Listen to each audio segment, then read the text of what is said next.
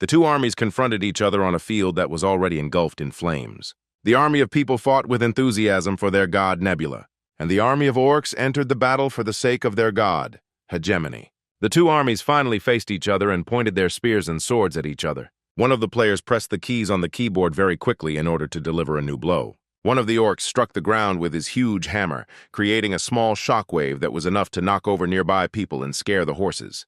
The infantrymen lined up and began to fire their weapons at the monsters. Artillery was also used and fired its shells at the enemies.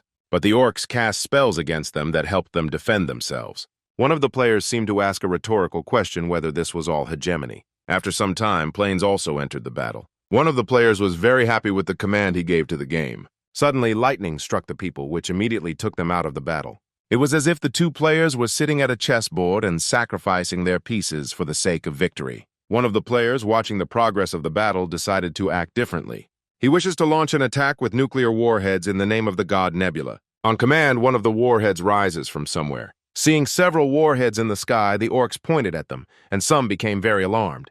The second player was not surprised and just grinned at the nuclear attack. Holding a special object in his hand, he communicates that he was prepared for such a move by his opponent. Others flew out to meet the nuclear shells to prevent a collision.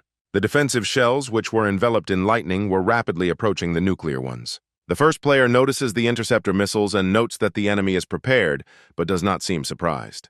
The nuclear shells and interceptor missiles collided and created a huge explosion in the sky. But almost immediately after this, another unknown projectile flies out. He is capable of flying so far that he is already in space. The first player calmly watches as the projectile disintegrates in space. Leaving the unnecessary part in space, the projectile flies back to the ground, aiming at its enemy. At this time, one of the orcs held something in his hands and raised it up. He was kneeling and saying something in his own language, most likely a prayer. And below on the floor behind him were many more orcs who were also kneeling and saying words with him. Meanwhile, the shell was getting closer and closer to a certain building. Despite this, the orc continued to hold the object in his hands and say a prayer. The player simply put his hand to his face and said that if this were reality, prayers would not help them. However, this is not reality, and prayers can actually bring salvation. Green smoke is created in the sky to stop the projectile, and the smoke, which had already acquired a certain shape, was actually able to stop the projectile.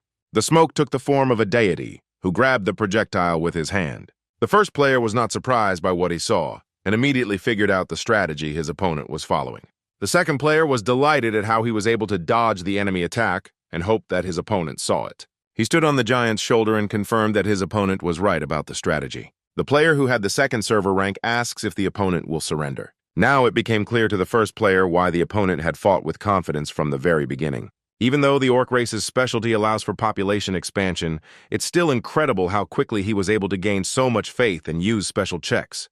And in the meantime, he was secretly preparing to fight back against technological civilization, and calling on the spirit was also a good idea. However, for the first player, everything was obvious from the very beginning, which makes him look indifferent to the game. After all, as he knows, there are spaces much larger than the sky. There was a satellite in space that, on command, fired 3 projectiles downwards. They flew down rapidly, constantly gaining speed. What he saw left the second player perplexed. He was greatly surprised by the rapid mass destruction attack immediately after the last one. He orders his summoned spirit to stop the projectiles that are about to reach their target. But the first player calmly says that it is impossible to stop this attack, because the shells that were supposed to destroy the palace were made of tungsten. And taking into account the accumulated gravitational acceleration, the giant will not be able to stop them with his own strength. The shells passed right through the giant, leaving 3 holes in it. And after the giant, they continued to fall down and finally reached their goal. The projectile that hit the ground threw several large stones into the air. With its weight, it created a large shock wave that lifted more rocks into the air and broke the surface. Blood was flowing from under one of the rods and a hand was visible, and next to it a cross, which had previously been held in the hands. The underground temple was destroyed along with the palace, and now they were engulfed in flames that destroyed what was left after the attack.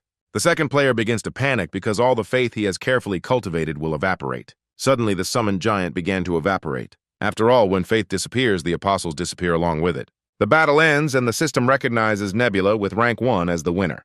The loser turns to the winner and indignantly demands a rematch, promising that next time he will definitely win. Meanwhile, the player calmly looked at the monitor, putting his hand to his face while his opponent was indignant at the loss. He receives a message about a rematch and reaches out his hand to give his answer. After playing another game, the guy sat there and was upset that the other player offered a rematch, but nothing changed. Looking at his achievements, the guy was sad that there were no updates in the game, and he had completed all the achievements to maintain the first-rank place. The guy stretches in his chair, but a sudden notification interrupts his train of thought. He looks at his phone indifferently, not particularly interested in who the notification is from. Leaving the game for a while, he wonders why anyone needs him at such a late hour. Returning to his desk, he saw a notification that he was the only one who had managed to achieve all the game achievements. Also, after reading that this is only beta testing and that Nebula will be allowed to a closed screening, the guy is surprised that this was early access and the official release will be later. When the guy receives a notification asking whether he agrees to a private screening, he decides to agree after all. When his character is transported to a new location, he appears indifferent for a while. But very soon his eyes open wider, amazed at what he sees. He found himself in a beautiful place where there was only space and a small area, in the center of which an area was illuminated in pink. At first the guy decides that it is a temple, but upon closer inspection it reminds him more of ruins. Raising his head and looking high up, he wonders if this might all be a dream. But his thoughts were suddenly interrupted by an unfamiliar voice from behind, which replied that this was not a dream. Turning around, the player sees an unknown man in a cloak and hood who says that Nebula has been chosen. The unknown man holds one hand behind his back and the other in front and asks permission to greet Nebula, whose real name was Steven. Hearing this, the guy wondered how they knew his real name. Looking around, the guy couldn't understand what all this meant. But suddenly he notices the presence of many shadows, which were very reminiscent of people or similar to them. Steven stared at them, wondering who they were. Suddenly, a man in a cloak comes forward and says that perhaps some of the players already know him, and they hide their faces so that the game is fair. Continuing to walk forward, the man says that since everyone is already interested, they can get down to business. Standing in front of Steven, the man stretches his arms high up. Most likely, the hands were pointing specifically at the Earth, since our hero paid attention to it. The boy wonders if this is the real Earth, but later decides that it is not. Again, with indifference, the boy decides that this is a world he has already seen many times. In his opinion, all this is just a game, the name of which is the Lost World. Pointing his hand towards Earth, the man continues to explain what the player must do in this lost world. The guy stood and, like many other players, calmly listened to what was being said to them.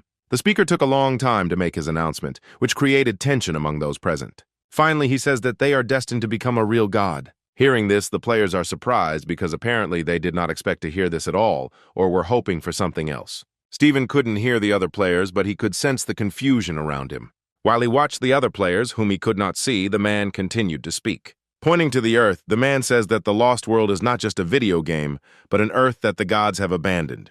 He went on to say that an incredible civilization once flourished on this land. Different races were able to live in harmony and relied on each other when necessary.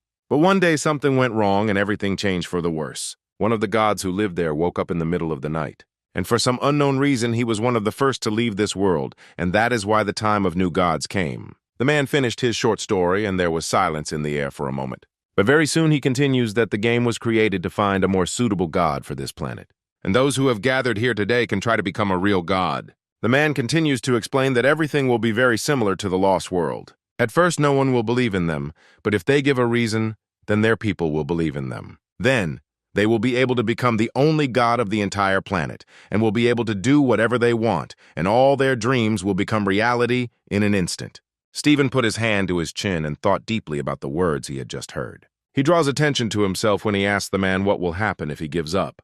To his question, he receives the answer that if someone gives up now, they will go back to their world and forget about what happened. And when Steven asks what if he gives up after the game has started, he is told that he will not have such an opportunity. The guy continues to ask his questions and asks what if another god defeats him. Perhaps not expecting such a question, the man remained silent for a while, but after a few moments he began to speak. He replies that in that case, the players will die. What he heard made the guy slightly surprised and think deeply. He smiles when he realizes that they are all risking their lives. Standing in front of everyone present, our hero decides that he has no reason to give up. Taking something out of his cloak, the man asks those present to decide whether they will go further or not. And for those who decide to continue, he lays the cards on the table in one smooth motion. And after that, he says that those who agree will begin their journey with a small race. Steven decides that everything is like in the game, and now they just need to choose one of the lower races. But something nearby distracts him from his thoughts, and he turns his gaze there. He notices how people start to give up. Those who gave up begin to disappear into thin air, and Steven counts such players. Apparently not particularly wanting to give himself away and make unnecessary movements, The guy only glances at those who surrendered. At this point, he has already managed to count 5 players who have refused to go further. Turning around, he believes that the initial number of people converges with the maximum number of players, and there were 32 of them. It turns out that now there are only 27 players left. When those who have surrendered have left, the man gestures to the cards and asks them to choose one. But our hero is a little surprised that he is the first to do this. Without thinking twice, he takes the first card he comes across and assumes that the choice is given according to the place in the ranking system. When the guy turns the card over to examine it, his eyes widen in surprise. The guy starts to say something, but his sentence is cut off. His sentence is cut off so that I can wish you, dear YouTube viewer and friend, pleasant viewing and a good day. A magic circle appeared under his feet, and his body began to dissolve and rise into the air. After choosing a card, the player was immediately transported to the planet he had drawn. Now our hero was transported to his planet, and he was approaching its surface faster and faster. There was a lot of greenery on his planet, which made it very similar to Earth. A frog sitting in the water noticed a butterfly fluttering above its head. But suddenly she turns her gaze from the butterfly down to the fish that was swimming very close. Having grabbed the huge fish with both paws, the frog began to rejoice at its catch. Immediately after this, another frog appears, who is also happy about the big catch, while the hunter says that there will be fish for dinner today. But suddenly the second frog notices a blue butterfly nearby. Looking at her, he says that he has never seen such a butterfly, but the second one asks what he cares about the butterfly and is glad that today he will not have to eat beetles. Later, the blue butterfly flies to another place and lands on someone's hand. Thanks to her, Stephen learns about the humanoid frogs that live here. Looking for a small race of insects, Stephen says that insects are comparable to birds and are very useful in the beginning. But something about this situation doesn't suit the guy, and he thinks about it. The spawn point is on the eastern edge of the continent, meaning there won't be much fighting. Because of the early enrichment strategy, early aggression will not be easy to use. In this case, he decides to choose the race that will eat insects. Because of this, he begins to consider the first candidates, humanoid frogs. But the guy is very concerned about the number of tribes. With 500 tribes to choose from, it is difficult to make a choice. Suddenly, the flow of his thoughts is interrupted by one of the screens on which the number 10 appears. In the Lost World, the player's influence on a creature is directly related to the level of faith, but the frog's faith is not enough to make them do anything. After these candidates are rejected, Stephen wonders what other tribes are out there. Humanoid lizards walked in a chain one after another across the hot desert. They immediately attract Stephen's attention because they also feed on insects. Moreover, they are able to survive without water, and it seems that they separated from the main group, which played into Stephen's hands. There were many wounded in this group whose wounds still hurt.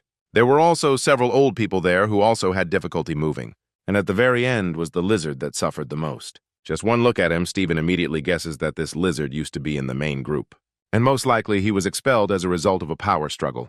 This is the hardest time for this lizard because most likely he will be rejected by everyone, which Stephen guesses.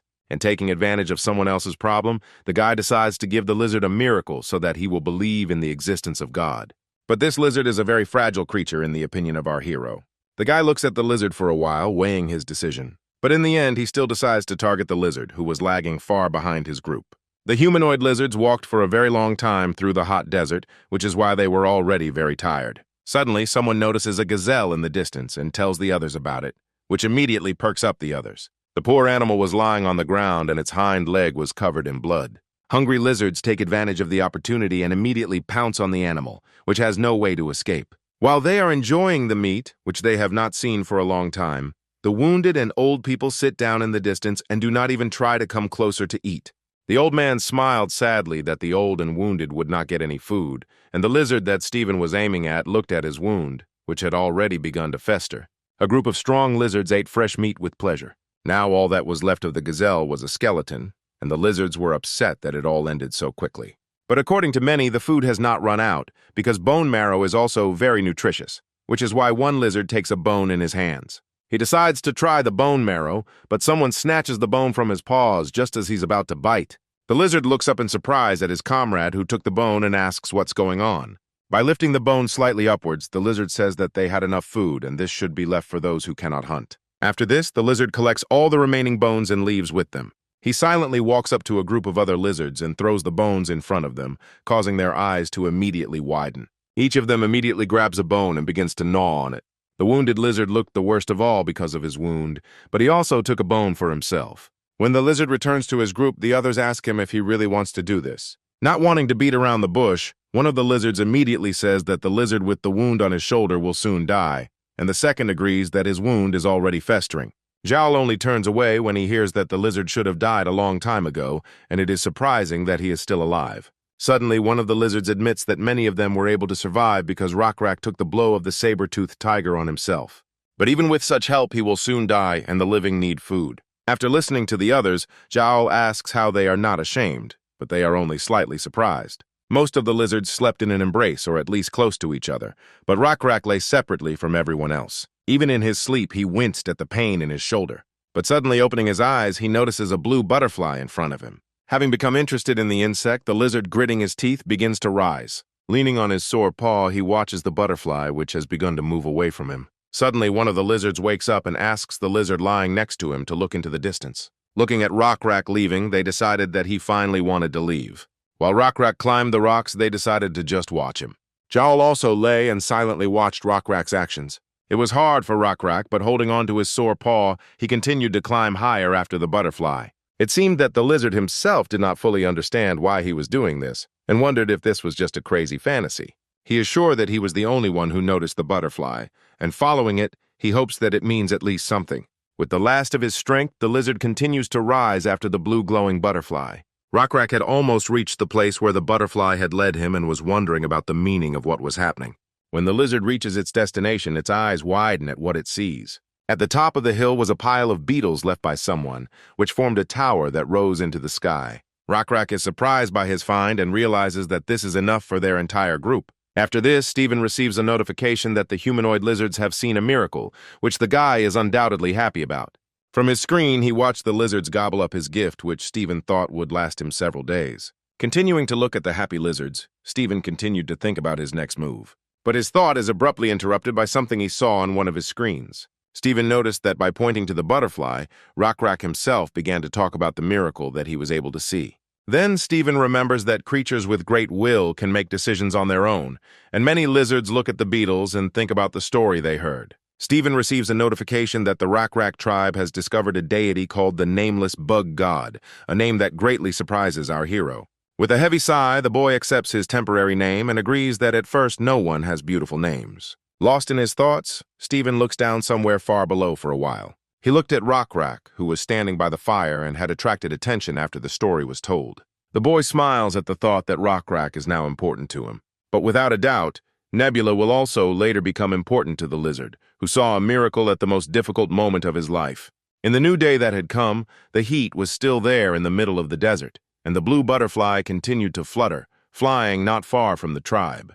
Continuing to follow the butterfly with his gaze, Rockrak covers his face from the sun with his paw and thinks about whether to follow the butterfly again. The voiced idea was, of course, heard by fellow tribesmen, and they were delighted at the opportunity to eat beetles again. As Rockrak continued to stare into the distance, one of the lizards asked if he would go for the vision again. To this, the lizard calmly replies that winter is coming, and beetles appear on the same side as cold winds. With his head down, he sadly reports that if they continue in that direction, they will freeze to death. Hearing this, the interlocutor begins to worry and nervously suggests going in the other direction. Turning slightly towards his interlocutor, the lizard informs that they cannot do that either. Looking back at the desert, Rockrak reports that these lands are empty. Looking up at the sky, the lizard asks himself what the meaning of these visions is, but he himself does not know. All this time, Steven watched the lizard, who does not know the meaning of what he saw, but still decides to follow his visions. The guy comes to the conclusion that the humanoid lizards have little faith, but at the initial stages he can do nothing about it. While thinking about his next move, Steven looked at the unavailable skill that required 10 faith points. Rockrak led the entire group and held a young lizard on his back. The lizard took charge of the entire group and led everyone after the blue butterfly to unknown places. And as long as Rockrak believes in God, a future awaits him that he could not even dream of. Arriving at the destination, everyone was very surprised, and Rockrak immediately put the cub down on the ground, who did not take his eyes off what he saw.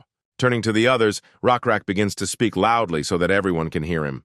Pointing his hand at the open area, he reports that the nameless god of bugs has led them to the shelter. What they see amazes the lizards, and some smile with happiness, while others stand with their mouths open in surprise. Everyone was shouting and rejoicing at the new place, and Rockrak was rejoicing, but he was just smiling, more likely because his visions really meant something. Faith in God has increased, which has allowed several skills to be upgraded. Suddenly, Stephen announces that if Rockrak wants to know what his god desires, he will become a priest. The guy wants Rockrak to convey his will to his fellow tribesmen, and, accidentally or not, at that very moment Rockrak raises his head up. At that moment, the lizard is enveloped in a pillar of light, which is a blessing that can help Rockrak, according to Stephen. It was deep night, and all the lizards, including Rockrak, were in a deep sleep. Suddenly, a firefly flies in and lands on the sleeping lizard's shoulder. At the same time, through his sleep, Rockrak begins to hear a strange, unfamiliar voice calling his name. Suddenly, he finds himself in an unknown place where there is no end and where everything is illuminated by white light. Looking up at the butterflies, Rockrak asks himself where he is now and whether this is a dream. The voice continues calling the lizard's name as one of the butterflies present lands on his nose. But finally, Rockrak notices someone nearby and asks who he is. In the shadows stood a figure resembling a humanoid lizard and wrapped in a cloak. Suddenly, the stranger slowly extends his hand towards Rockrak. Rockrak does not understand the meaning of the gesture and continues to just look in surprise. Then the stranger asks if the lizard will take his hand. Rockrak is wary of the stranger and asks about his goals before doing what he wants from him. When a stranger hears a question, he changes the position of his hand and points his index finger somewhere down. Only at that moment does Rockrak lower his head and notice that he is holding the skull of some animal in his hands. After discovering the find, the lizard lifts the skull higher in order to examine it. Rockrak stares at the skull for a moment and begins to realize that it is the skull of a buffalo. After this, he begins to stretch out his arms and move the skull further away from himself. Automatically or not, he places the skull on the stranger's face. Now, looking at the one who was nearby, it begins to seem to him that the stranger is the nameless god of beetles. The next morning, Rockrak gathered all the lizards together and informed them of what was important in his opinion.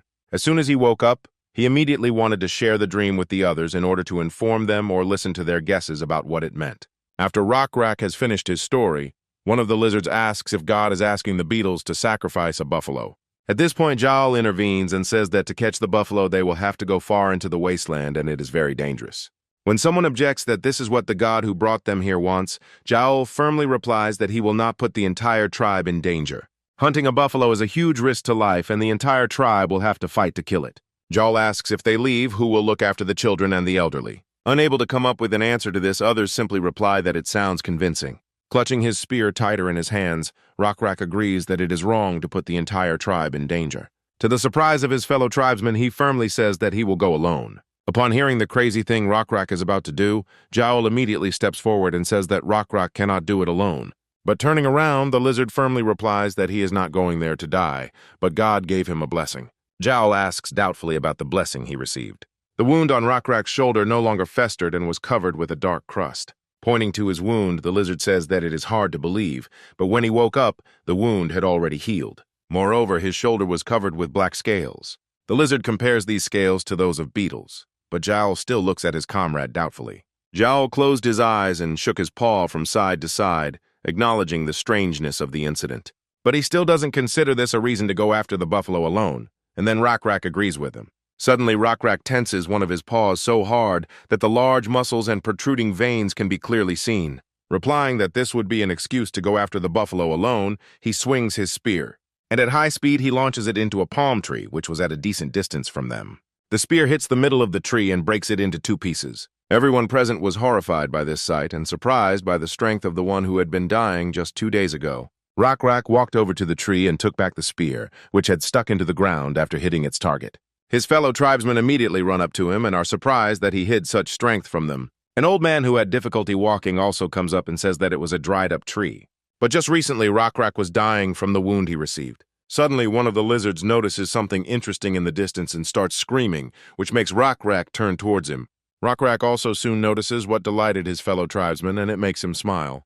Wanting to draw the attention of the other lizards to this, he points his hand in that direction and beckons everyone closer. Rockrak happily informs everyone that there is a herd of buffalo nearby. A large herd of buffaloes ran at high speed, raising a huge cloud of dust into the air. Seeing the herd, Yahello couldn't believe it and began to deny it. As Rockrak looked at the herd that passed below them, Yahello couldn't understand how a herd of buffalo that always moved along the same route could have gotten in their way. Rockrak raised his spear and began to say that there was no point in thinking about it now. The lizard makes a dash forward, and Yahello, who was unable to stop him, is left behind. Rapidly approaching his yet unattained goal, Rockrak was already triumphant like a winner. As he drew his spear back to strike, he joyfully cried out that today they would be freed from hunger. Finally getting close enough to his target, the lizard launches his spear downwards. With one well-aimed throw, he hits the buffalo right in the head, causing the dead body to fall down and frighten the other animals. Seeing the huge lizards running towards them, the buffaloes immediately change their direction and try to escape their fate. Following Rakrak came other lizards, who now had gained fighting spirit and were heading straight for the buffaloes. And at that moment, Rakrak realized that God was sending them not only beetles, but also meat. When it was already dark, the lizards lit torches, which now illuminated a mountain of bones, and above them hung the body of a buffalo whose blood had stained the white bones red. Kneeling down and raising his hands up, Rakrak began to make an offering to his nameless god. The rest of the lizards stood behind and listened to the request for God to accept their gift, even if it was pitiful.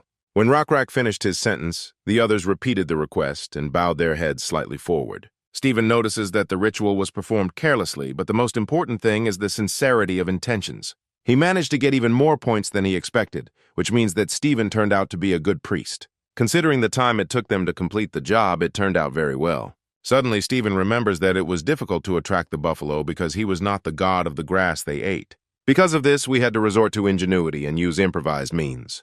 Thanks to the insects, Stephen destroyed almost all the grass, except for some tufts that formed a chain. The buffaloes ate the remaining grass and thus became trapped. Stephen remembers something else important and raises his hand to his chin. Looking at the lizards who were still eating, he wonders if they ate the baby buffalo. But after a few moments, the guy admits that it is stupid to expect them to know anything about cattle breeding at this early stage. Their tribe is small for this oasis, which will allow them to survive here for several years. At the moment, they know nothing about crop production or livestock farming, which will make survival much more difficult. Tapping his fingers on the chair, the guy thinks about what he can do about this situation. He admits that it is difficult to discover some knowledge on his own, but he cannot say it directly, because then he would break the rules of the game. He continues that a way can always be found, but it will take time. And then Stephen decides to start with one blessing. Suddenly, a light path descends from the sky onto Rakrak, causing his body to begin to glow slightly. Someone approaches the unsleeping Rakrak and is surprised that he has already woken up, but he did not go to bed because he was watching the altar. Now Rakrak had dark scales and new clothes, and he turns to the newcomer to report that he had another dream last night. Yahello, who also had black scales, wondered what the god was trying to convey this time. But Rakrak finds it difficult to interpret his dream, and he only remembers that the altar shook strangely. According to the lizard, there were no more fish in the pond that had protected them for many years, and the earth dried out so much that nothing could grow on it anymore. Hearing this, Yahello only calmly replies that this did not happen, and Rakrak agrees with him. Then Yahello continues to tell Rakrak, who was climbing somewhere, that there is no point in worrying because God will protect them. To this, Rakrak replied that he also believed in their God, but God's will often goes hand in hand with difficulties. Climbing to the top of the altar, he continues that if they cannot understand the meaning, then it will be tantamount to betrayal, in his opinion. Rakrak was afraid of exactly this, and Yahello listened to him calmly. But suddenly, Rakrak asks his interlocutor to quickly climb up and look at something.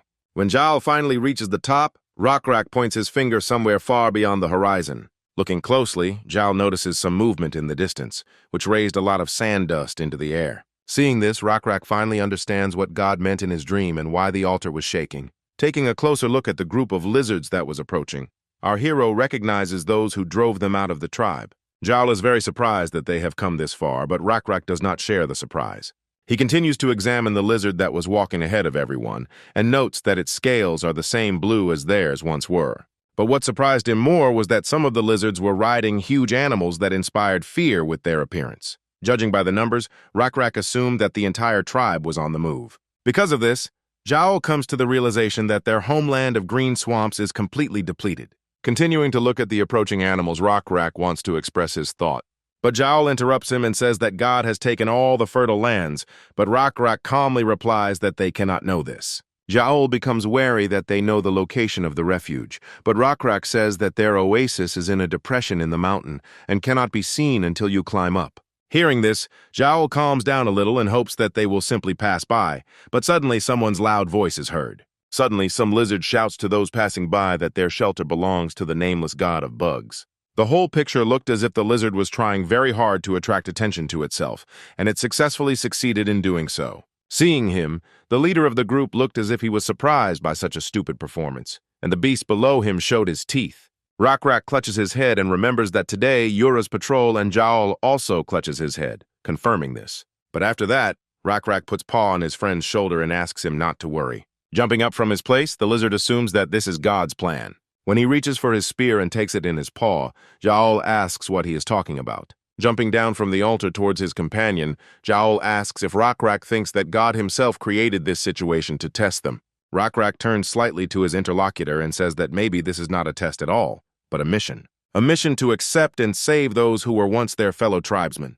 Yahello is still trying to dissuade his friend from the idea that has entered his head, but Rakrak continues to move forward. Yahello remembers the actions of that leader and says that if he were able to gain something spiritual, he would not have driven out all the weak from his tribe. But suddenly Rakrak notices a blue butterfly in the sky. The miracle he saw gave the lizard even more confidence that he was not mistaken. And if this is another sign from God, then he must do everything in his power. Meanwhile, Stephen has been watching everything from afar and is surprised that Rakrak understood his plan. In his opinion, the Rakrak and Bluescale tribes should decide for the sake of increasing the number of believers and technological development. But what remains strange is that Rakrak himself made this decision. Apparently, this was directly related to the willpower, which the lizard had 14 points. In his mind, Stephen wonders if the lizard thought that the Bluescale tribe's appearance was the work of their god. But as it turns out, Rakrak is partly right. Stephen is very happy to have a leader with high willpower at his disposal. Stephen decides that if he can impose a strong faith on them, he will no longer have to make all the decisions himself. And then the lizards will be able to use the orders of their god more effectively. The Bluescale tribe stood below, and our lizard tribe stood on the hill, preparing to fight back against the enemy if necessary. Suddenly, the leader of the Bluescale tribe calls the guy who was shouting earlier and asks if they live here. The lizard is outraged by the way he was addressed and perceives it as an insult, while those standing nearby confirm that this is their land. Hearing the answer, the big guy just grins and asks again if she's serious now. The big guy immediately asks what is in their shelter, but now they refuse to answer him, saying that it is none of his business. But suddenly the big guy turns his gaze to someone who answers that they have trees and fertile land. Stepping forward, Rakrak continued to say that they had prey and, most importantly, God. Having heard about God, the big guy asks again, and Rakrak continues that this land belongs to the nameless god of bugs. Looking down at his interlocutor, the big guy says that he doesn't understand the meaning of the statement and doesn't see any point in continuing the discussion. Rakrak calmly listens to the demand to leave on good terms. Continuing his thought, the big guy says that if they leave now, he will not attack them. Although the big man didn't know how big the Rakrak tribe was, he was convinced that their tribe would not be able to resist his tribe. Putting his finger to his head, he continues to say that since ancient times, a leader needed to be able to count. But after listening to his interlocutor, Rakrak only closes his eyes and turns his head slightly to the side. And then he thrusts his spear forward, the tip of which glittered in the sun. Pointing his spear at the big guy, Rakrak says that he doesn't want to fight him. But what he heard angered the lizard and made him grimace. Some of the Bluescale tribe stood with knives in their paws, apparently ready to engage in battle if their leader demanded it. But Rakrak said that the unfortunate and the disadvantaged can always find refuge in the arms of God, and then God will be able to take care of them. But after listening to Rakrak's speech, the big guy only begins to laugh loudly and disgustingly at what he heard. Tugging at the reins, he sums up that Rakrak still can't count. Tilting his head slightly, Rakrak asks if the big man really thinks so and adds that he does not know God. Having finished his sentence, with one sharp movement, the lizard thrusts his spear forward and gets into a fighting stance. The big guy, who really had nothing spiritual in him, just snorts and replies that this is all nonsense. Tired of pointless talk, he sends his huge beast into battle. Seeing the beast baring its teeth at him, Rakrak grits his teeth and begins to address his god. Clutching the spear in his hands even tighter, he asks God to allow him to meet his enemy face to face. Looking at the predator hanging above, he continues to ask to be gifted with courage and strength. The beast begins to attack and very soon reaches the lizard, which is much smaller in size. With just one swing of his huge paw, he manages to break the lizard's spear like a stick. Rakrak's eyes grow larger as he sees the state his spear has become just a second later. Seeing how shocked his opponent is, the big guy grins again and calls him an idiot. The beast was about to strike again with its paw and crush the lizard, who now did not even have any weapons to defend himself. Stephen notices in time that his tribe leader is about to be killed and pauses the game. Trying to figure out what to do next, Stephen turns his attention to his other monitor. The guy gets a sign asking if he's going to use the new skill, and he agrees. Rakrak continued to look at the paw that was already hanging over him and that covered his body with its shadow. But suddenly, for a moment, a spark appears in his gaze. The lizard saw something bright, reminiscent of a star, approaching him from the sky. Finally, the beast's paw reaches the ground and with its blow throws several light stones to the sides. The big guy only enjoys the reprisal against his enemy, but suddenly he notices how the surprised animal raises its paw and notices that there is nothing under it. The animal immediately turns to the lizard, which avoided the blow at very high speed, leaving behind two small traces of dust. Steven empowered Rockrak, and now his body was covered in small blue flames. Looking at the still-living enemy, the big guy does not understand how he managed to avoid the blow. But not wanting to miss any more, he sends his beast into battle again. Radiating new strength, Rockrak no longer appears frightened of the enemy, and moreover is not even interested in the battle. Suddenly, he starts analyzing the enemy in front of him and looks at his status. The tribe's leader was only level 2 and didn't have particularly good stats, which meant Rockrak would have been able to handle him alone. However, in this situation, the problem was not him, but the animal that was in his power. But since Steven gave him new power, there won't be any problems with the beast now. The lizard makes just a few dashes and immediately catches up with the beast, which did not expect such speed. Running quickly, Rockrak immediately grabs the beast by the head. He's able to do this because the god's avatar skill gives the user additional characteristics. The big guy, like his beast, is very surprised by the strength of his opponent. Thanks to his strength, which now reached 630 points, Rockrak easily lowers the beast's head to the ground with a sharp movement. Everything happens so quickly that the leader of the blue-scale tribe doesn't even understand what happened. Unexpectedly for the beast and its owner, they turned over in the air and were already flying to the ground. The blue-scale lizard men looked on in amazement as the powerful beast was crushed so easily. The overwhelming difference in strength surprised even the Rockrak tribe. Even many of his tribe are watching what happened with their mouths open. The beast lay belly up, unable to fight any longer, and its owner was crushed under the huge carcass. Having recovered from the shock, the Rockrak tribe begins to express the following reaction: sincere delight.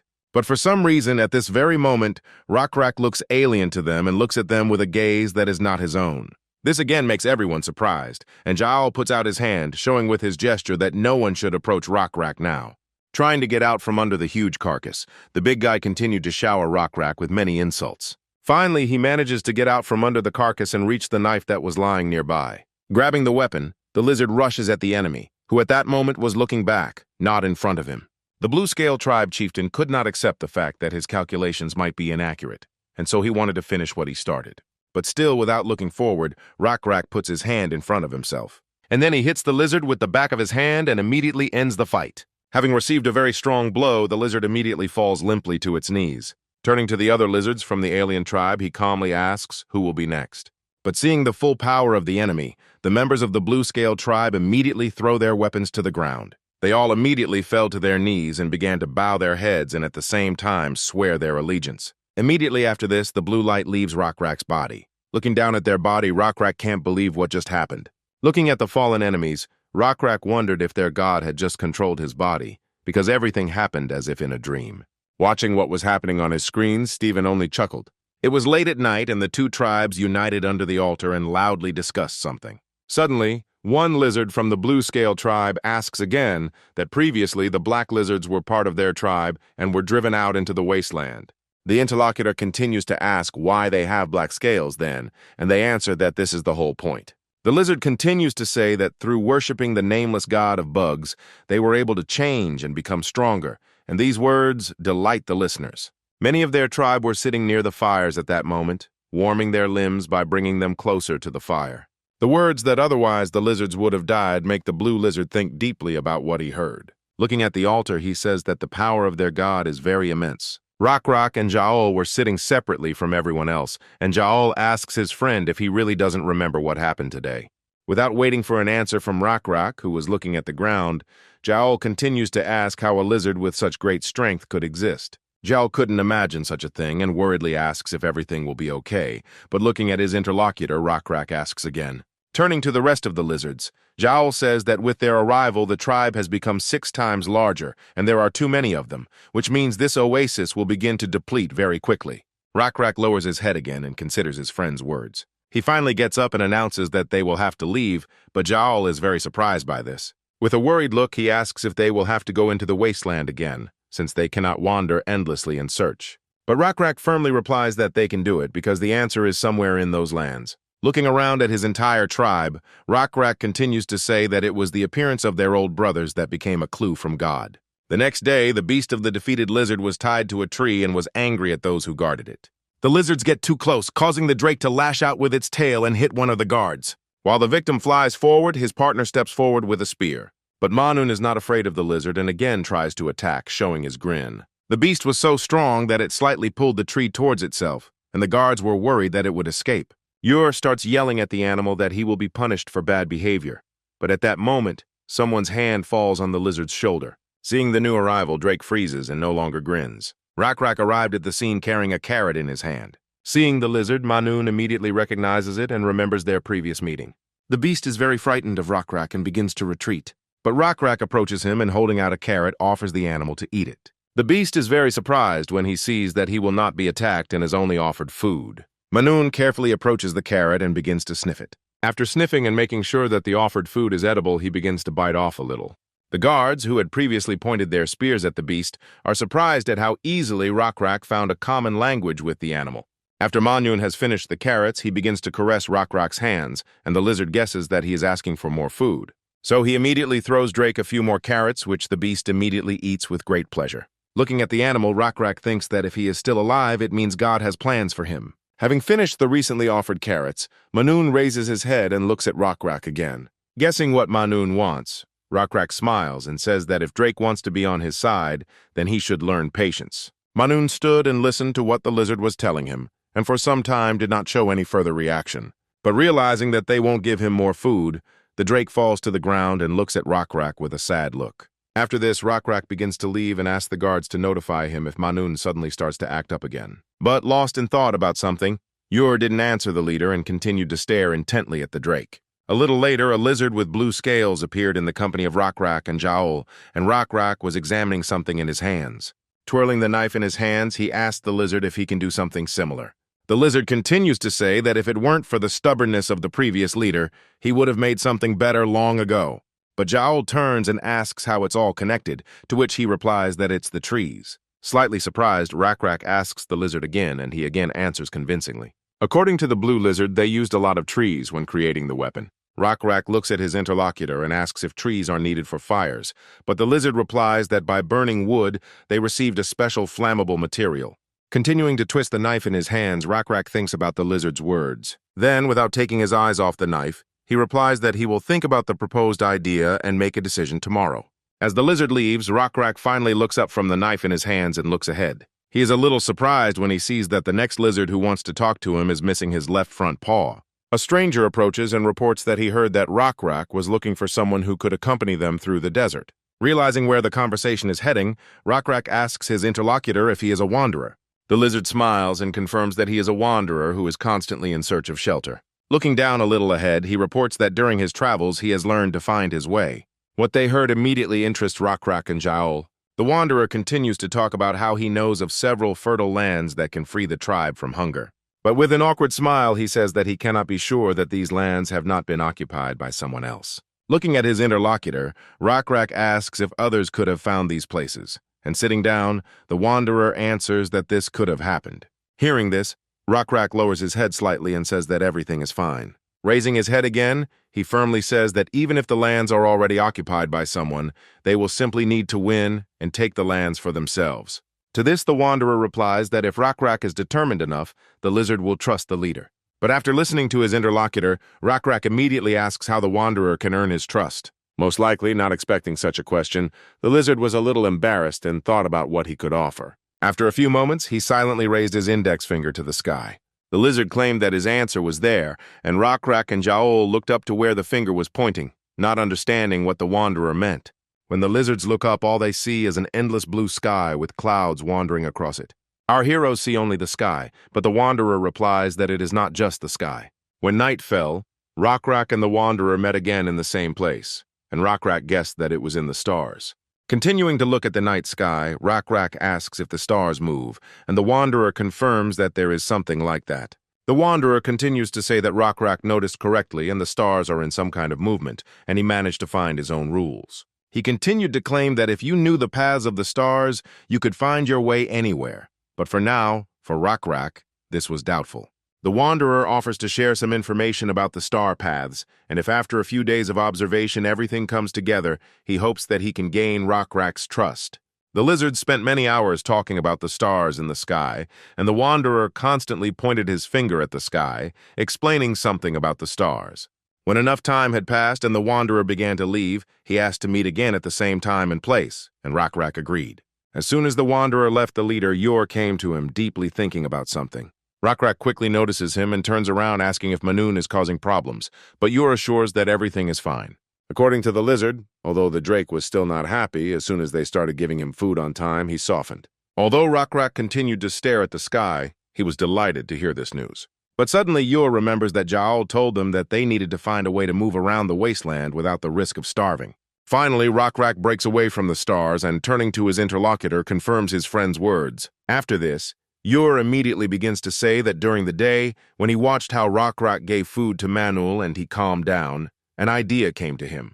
He dared to suggest that this could be done not only with Drake, but also with other animals. Interested in his interlocutor's proposal, Rockrak asks what other animals they could try doing this with. Hearing the sudden question, Yor became a little embarrassed and tried to come up with an answer. After a few moments, he points his finger somewhere to the side, and Rockrak turns in the direction indicated. Yor suggests that they could try doing the same with buffalo, after which the system sends a notification that the Rakraka tribe has opened cattle breeding. It is said that at some point in human history, two branches appeared. In one of them, some people started to engage in plant growing. Others decided to devote themselves to cattle breeding. Continuing to watch his tribe on the monitor, Stephen remembers that even in the game itself, it was mentioned that plant growing is more stable. And this is understandable, because it is not for nothing that most civilizations begin their development near large bodies of water. However, the tribe that Stephen chose consisted of humanoid lizards. Lizards are physically very strong and adapt well to their environment, and that is why they need livestock farming the most. And now Stephen is seeing that knowledge has appeared in the tribe that will elevate them. He could watch this from one of his many screens. Now the tribe had ore processing, and Rockrak was watching the processing. Yahello was also present and leaned closer to the blacksmith in order to examine everything. Rockrak behaved with restraint.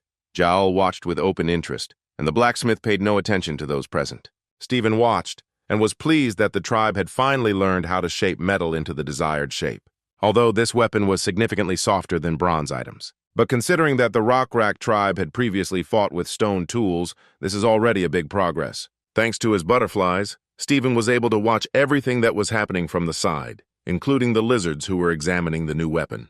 But besides the new skill, they received another unexpected gift. Thanks to the Wanderer, the tribe now knew about astronomy. For several days now, Rockrak and the Wanderer had been discussing the stars in the sky. Now Rockrak pointed his finger at the sky and most likely asked the Wanderer his questions. Although Stephen admitted that their knowledge could hardly be called astronomy now.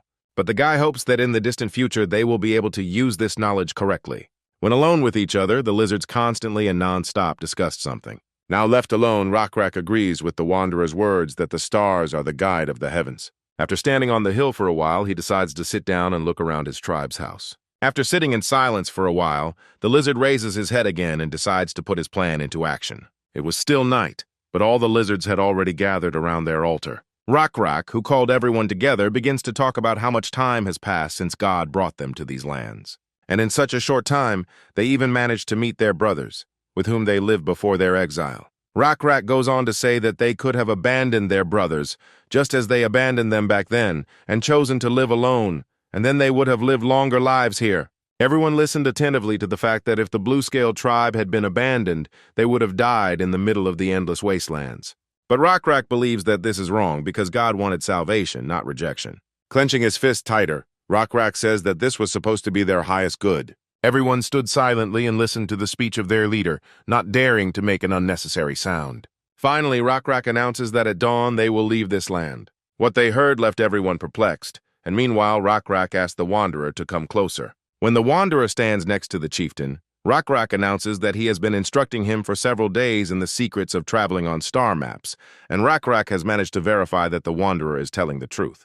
Now Rockrak solemnly announces that the Wanderer will lead them forward, and greatly surprises the man standing next to him.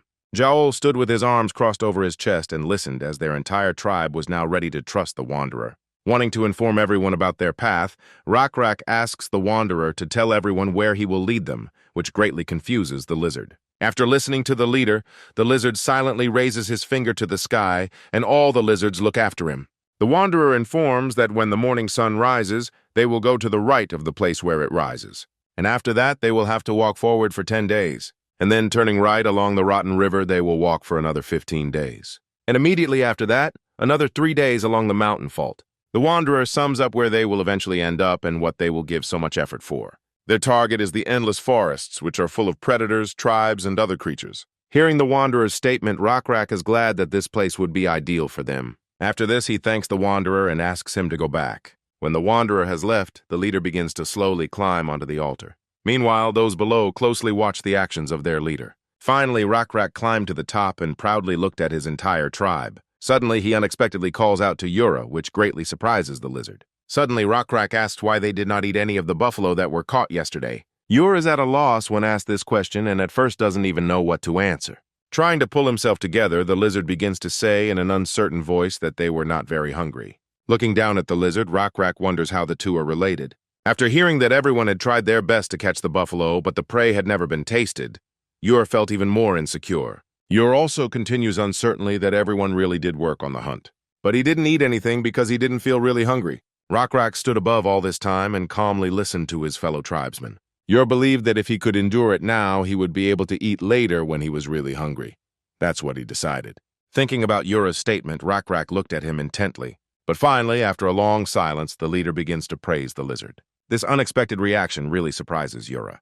Rockrak praises the lizard for wanting to eat the buffalo now, but holding back for the sake of his future. Hearing such praise addressed to him, the lizard standing below even blushed a little. When Rockrak asks if Yura will continue in the same spirit, the lizard confidently gives a positive answer and promises to do so until he gets hungry. Having praised the lizard again and spoken of the reward, Rockrak calls over the blacksmith, who is holding something in his paws. When Yura sees that they are bringing him a spear with an iron tip, he is speechless. The blacksmith approaches the lizard and without further ado hands him the spear. Having received the new item, Yura immediately raises it up, and the tip of the spear begins to shine from the light falling on it. Rockrak continues to say that all those who listened to Yura and overcame their desire for hunger are worthy of these spears, after which the lizards are given more spears. All the lizards accept the reward and look at the new weapon with delight. The blue-scale lizard men, who had been standing behind and watching the process, were delighted and wanted to have such a weapon for themselves. Watching Rockrak from afar, Yahello remembers that he had wondered what their leader's plan was, and now he had figured it out. But watching Rockrak's actions, something surprised the lizard. Rockrak walked closer to the altar and removed one of the skulls on it. Taking the skull in his hands and returning back, he addresses the tribe and asks everyone to come up one by one. The lizards watching this are only once again surprised by the actions of their leader. By placing the skull on his face, Rockrak bestows a blessing on the entire tribe, and he believes that their journey will be successful only if they themselves are patient and can maintain the restraint that they showed today. Taking another skull in his hands and holding it out to Yura's muzzle, he addresses the lizard.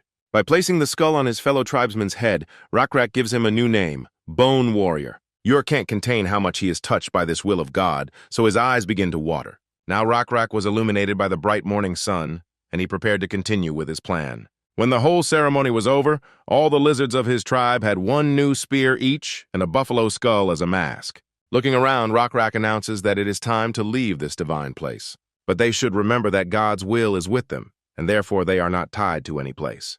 Yahello and the Wanderer watched their leader from the sidelines the entire time, waiting for his next move on the leader's part. After a brief lull, Rockrak loudly asks everyone to let the nameless bug god into their heads. Rockrak cannot promise them that it will be easy, but they must continue to move forward fearlessly. Hearing that just as they had overcome the desire to eat the buffalo, they would also overcome this road, which would turn out to be to their advantage, the lizards were delighted by the chief's speech, and at the same time raised their spears upward.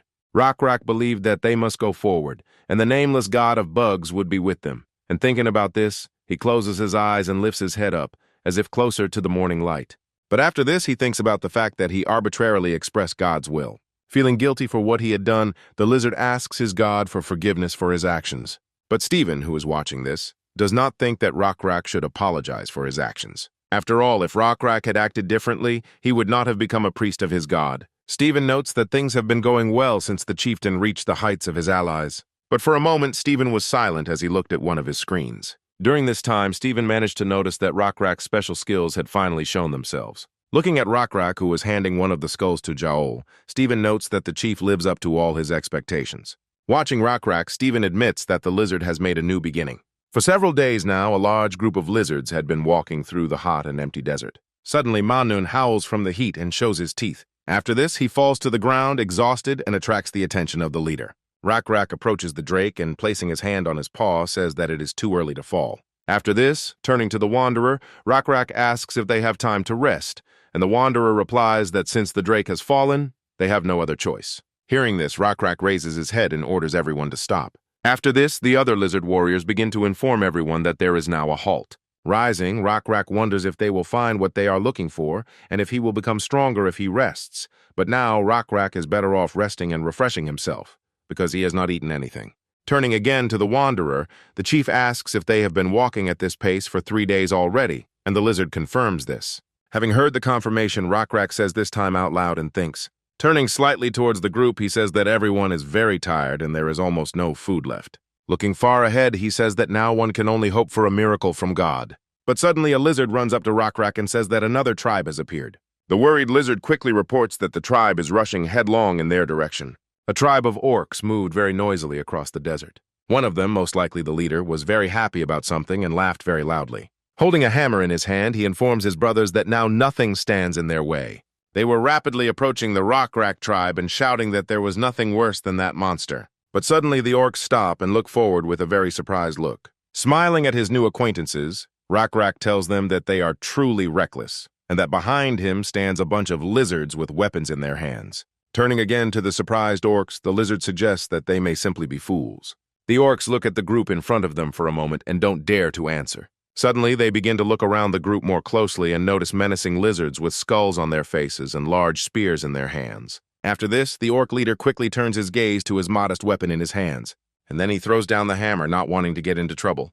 And after that, he immediately falls to his knees before Rockrak and bows his head, asking for forgiveness. Later, the orcs began to explain that it was just a misunderstanding, and they wanted to leave the canyon. Handing over the enemy's modest weapon to Yahello, Rockrak asks again, and behind him stands Manhwa, who growls and greatly frightens the orc. Looking at the vegetables, the orc begins to explain that they ran away from home, but thinking about their relatives, they wanted to eat. Then Rockrak calmly asks why they ran away from home and what happened in the wasteland. After this, the orc points to some hill without looking. The orc continues that they used to live there, and although those lands could not be called fertile, they had enough of them. Lowering his head, the orc continues, which was enough until the moment when the monster appeared. Surprised by this, Rockrak immediately asked them again. Stephen, who was watching the situation as always, also thought about the orc's words. Having finally found the monster in question, his gaze takes on an even colder hue. The monster that settled in the canyon resembled a centipede, but even more disgusting and very large in size. In some parts of her body, there was something like a piece of ancient architecture, and near her head, there was something that resembled a pillar.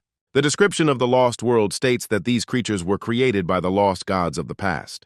But even after the disappearance of its owners, such abomination remained on Earth. The orc led Rockrak to the centipede and pointed his finger straight at it. Seeing the monster, Rockrak, as well as Yahello, who was standing behind him, were very surprised. The centipede was peacefully dozing in the canyon, curled up into a ball. Seeing that the centipede has poisonous fangs, Stephen decides that it is too strong an enemy for now. Rockrak and his friends stood and looked at the monster that was blocking their path. Suddenly, the other lizards felt the earth shake and were very frightened by it. But calmly looking at them, the orc calmly replied that the centipede had simply growled. Rockrak decides to ask the Wanderer how long it will take to go around and receives the following answer. About 8 days. Rockrak, frowning slightly, repeats this number. Stephen immediately notices how Rockrak hesitates, but he can understand it. Now his fellow tribesmen are scared and he doesn't know what to do. Considering the enemy's strength, going around would be a wise decision. But Stephen was very interested to know what decision Rockrak himself would make. But there was also a very large slope in this area. Yahello notices him and begins to carefully examine the terrain. And looking up even higher, the lizard notices that at the very top there were very large stones. Wanting to report his discovery, he immediately calls out to the leader. When Rockrak turns his attention to him, Yahello firmly states that they must fight. Yahello, who had high intelligence and intuition, was now confident that their tribe had an advantage. Hearing this, Rockrak begins to look at his friend in surprise, and the orc asks again with doubt. Sitting on the ground, Yahello asks if Rockrak remembers how the craftsman sped up the smelting of metal, and the chief replies that he used a special tool. Yahello remembers a technique the blacksmith called air bellows, which requires less effort than anything they knew. Rockrak brings his paw to his muzzle and thinks deeply about his friend's statement. Rockrak understands what his friend is getting at. If they use a special tool, they can achieve success with less effort. But when Rockrak adds that the craftsman experimented for a long time for the sake of his instrument, Yahello counters that they don't need anything special. According to Yahello, even the simplest tool could have done the job. Suddenly, one of the huge boulders above began to move. It turns out that he was being pushed from behind with a homemade lever made from 2 logs. Holding onto a log, Jael orders everyone to hold their breath. And on command, they push the stone even harder, but so far the boulder has not yielded to them.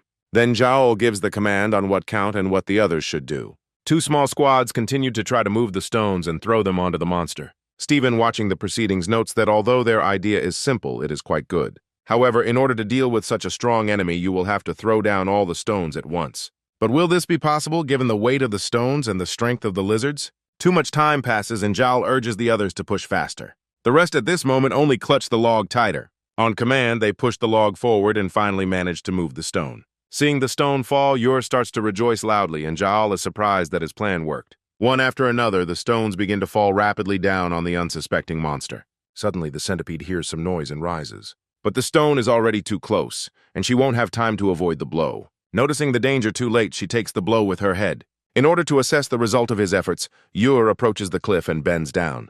But Stephen realizes that the tribe has failed to accomplish its task. Having received a blow to the head with a stone, the centipede only begins to scream loudly. Rockrak looks down at the enemy and is horrified that the enemy was not even slightly affected by their attack. The scale of the centipede where the blow fell broke, but the monster suffered no other damage. The lizards above notice with horror that the monster is rising.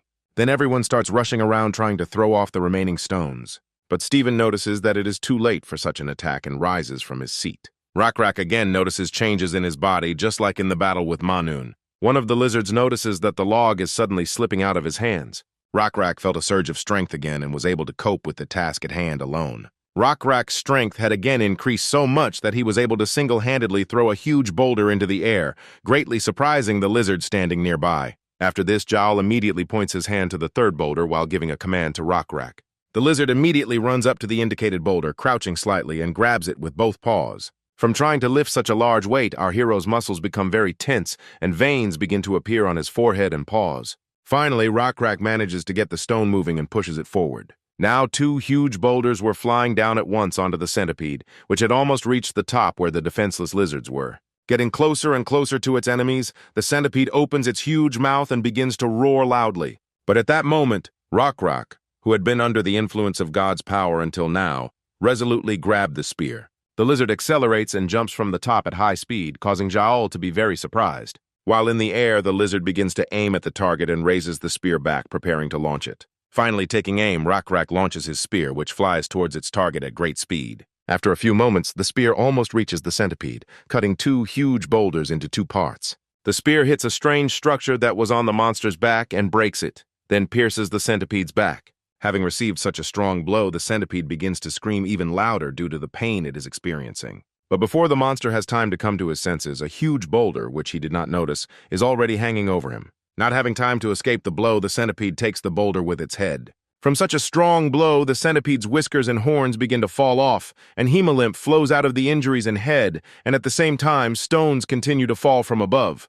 Receiving blow after blow, the centipede does not have time to recover and again falls under the blow of a stone, which this time crushes it even more. Jael watched their leader's actions from above, her mouth hanging open in surprise. Rockrak reaches the ground before his enemy and lands deftly on his paws. Still sitting in his place, Rockrak watches the centipede fall, no longer showing any signs of life. At the same time, Stephen crosses his legs and rejoices that his tribe's hunt was successful. The defeated centipede lay on its back on the ground, its limbs pressed to its body, and the Rockrak tribe gradually descended to examine the fallen monster. Realizing that they have won, the remaining lizards above begin to loudly rejoice in their victory and raise their spears into the sky. Stephen, watching them, was glad that faith in him had grown. But what worried him more was the new item that the system gave him as a reward for defeating the monster. Stephen wanted to kill the monster precisely for the sake of this item in his hands, the essence of abomination. Special resources can be obtained through faith, but special items are used to create a completely new thing. With this essence, Stephen will be able to summon an entity that will spread the word of God with its existence. Moreover, this entity can evolve, and if it is developed enough, it can obtain a special class like an avatar. Raising his hand to his face, Stephen wonders if this is the same entity creation as in the game. If this is the case, then Stephen needs to decide what kind of entity he will create. Jael and several other lizards approach the body of the dead centipede. Tearing off one of the centipede's legs, Jael asks if it can be eaten, while the other 2 lizards watch her actions with doubt. Bringing his paw to his muzzle, Jael grabs it with his teeth and tries to bite it off. "I tried the meat," she spits it out and gives her verdict. Although it stinks, The meat is edible and doesn't taste so bad. But another lizard comes up and tearing off a piece of meat says that it will be difficult to eat it in this form. Thinking about this, Yahello brings his paw to his muzzle and suggests diluting the taste with something, since raw meat is not suitable. Looking up at the vines nearby, she suggests adding an edible portion of the woody vine and cooking the meat over a fire to help mask the smell. Finally, the meat was cooked with the vines, and wanting to taste it, Rockrak grabbed the meat with 2 fingers. Having tried the meat, the chief is very surprised by its taste. Continuing to chew, he replies that the meat has become soft and tasty, and Yahello explains that she was trying to cook it. When Rockrak asks her about it again, she explains that she simply tried adding some edible greens and fried it. Then, satisfied with the result, Rockrak says that he was going to throw away all the meat because of its smell, and asks Yahello to teach him how to cook too, because it is a useful skill. Yahello agrees to teach him later, and while Rockrak is about to deal with the remaining meat, he is about to tell him something. Looking at Rockrak, she says that she recently noticed that the leader of the orc tribe has his own heir. As he brought the meat to his mouth, Yahello continued to say that Rockrak would soon need an heir as well. Hearing this, the lizard does not have time to bring the meat to his mouth, and dropping it from his hands, he opens his eyes wide and looks at his interlocutor. Yahello calmly continues to say that he will grow old someday, and an heir is necessary for the stability of the tribe. Rockrak brings his hand to his face and thinks seriously about these words, asking again if she thinks he needs a partner. Looking up at the chieftain, Yahello says that if he doesn't see anyone else in that role yet, then how about her? But Rockrak continues to sit in his pose with his eyes closed and does not answer her yet. Finally, he thought it all over and, raising his head, began to tell her something. But his attention was drawn to an unknown shiny object that was behind his interlocutor. Rockrak immediately tells his interlocutor that behind her, among the ruins that were previously on the back of the centipede, something is shining. It was a golden object, something like a tablet, on which were depicted people going about their business, and below was text in an ancient language. The object immediately attracts some of the lizards, and they begin to examine it, and Rockrak assumes that it was on the back of the centipede. Without thinking twice, Ur grabs the unknown object and tries to push it into his mouth, but says that he cannot eat it, and then the wanderer replies that the object is made of gold. Hearing this, Yahello calmly replies that she saw it earlier when the craftsman showed her different types of metals. She goes on to say that if you clean it, it will shine and reflect light, and it is said to not change color or rot, which is why it is valued more than other metals. But this angers Ura, and he asks what difference it makes how valuable it is if it is soft but heavy, and moreover not fit for food, to which the wanderer jokingly suggests that he hunt deer. After this, giving the gold to the chief, the big guy rejoices and says that deer meat is sweet and very tasty, and the orcs recently told him where he can hunt them. Rockrak silently accepts the piece of gold on which there are marks from Ura's teeth, and begins to examine it. Ur turns to the chieftain and asks if he will go with them, but Rockrak politely refuses and suggests that they go alone. Looking at the gold even closer and more carefully, Rockrak thinks about the words that this metal does not rot. On the stone lay the carcass of a deer, from which blood flowed and colored the stone red. Continuing to hold the tablet in his hand, Rockrak thought that everything in the world dies and disappears, and nothing remains unchanged. But this tablet will not rot. Rockrak wonders if someone was trying to save something on it, but what exactly was being saved? The chief's thoughts are interrupted by the appearance of Yahello, who reports that the tribe is ready for sleep. Turning to Yahello, Rockrak continues to say that he never told anyone where he was going, but it's good that Yahello always knows how to find him. Suddenly, she says that the only lizard she can remember who wore a fur cape was Rockrak, and surprises him with this. Rockrak lowers the sign and looks at Yahello with a surprised look and says that it was she who told him to wear the cape, and she explains that since he is the chief, she wanted to make him special. With a slight smile on her face, she replies that the tribal leader should have some kind of symbol. Looking down at his fur cape and running his fingers through the fur, Rockrak thinks about the symbol. Much time passed and night came when the deer carcass finally began to rot and attract insects. Continuing to sit in front of the carcass and holding the tablet in his hand, Rockrak comes to the conclusion that life goes hand in hand with death, and therefore the tablet will one day evaporate. But suddenly something nearby distracts Rockrak from his thoughts, and he looks up ahead. Suddenly he saw how the flies that were circling above the carcass began to draw several signs in the air. Surprised, Rockrak looked on, not looking away, and could not understand whether this was an illusion or reality. Grabbing the first stick he comes across on the ground, Rockrak simultaneously thinks that the symbol that does not rot is gold. After this, leaning on one knee, the lizard begins to move the stick along the ground.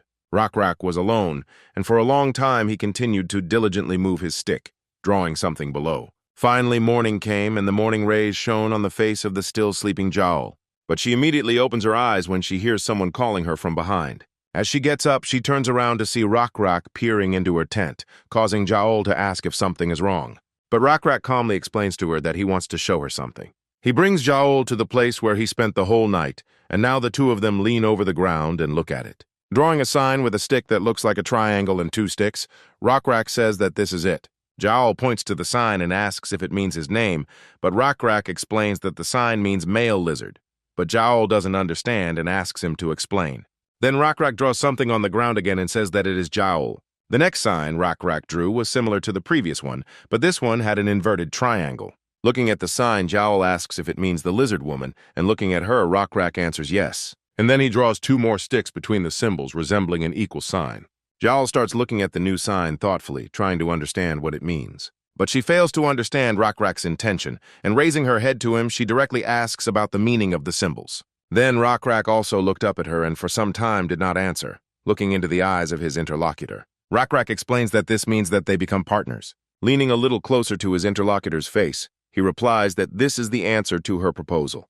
But after this, Jowl immediately snatches the wand from Rockrak's hand, and with a slight movement, she draws a circle on the ground, inside which were the previous signs. After drawing this, she asks Rockrak if he knows what it means.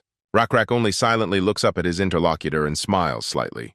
Taking his partner's hand and intertwining the ends with his tail, Rockrak answers her question affirmatively. A smile appears on Stephen's face, hidden behind his mask after hearing the news that the Rockrak tribe has invented writing. Stephen knows it will take several generations to create a stable writing system, but he is glad that it happened so early in the game. The boy watched Rockrak, who was hiding in the bushes with a spear, and looked somewhere ahead.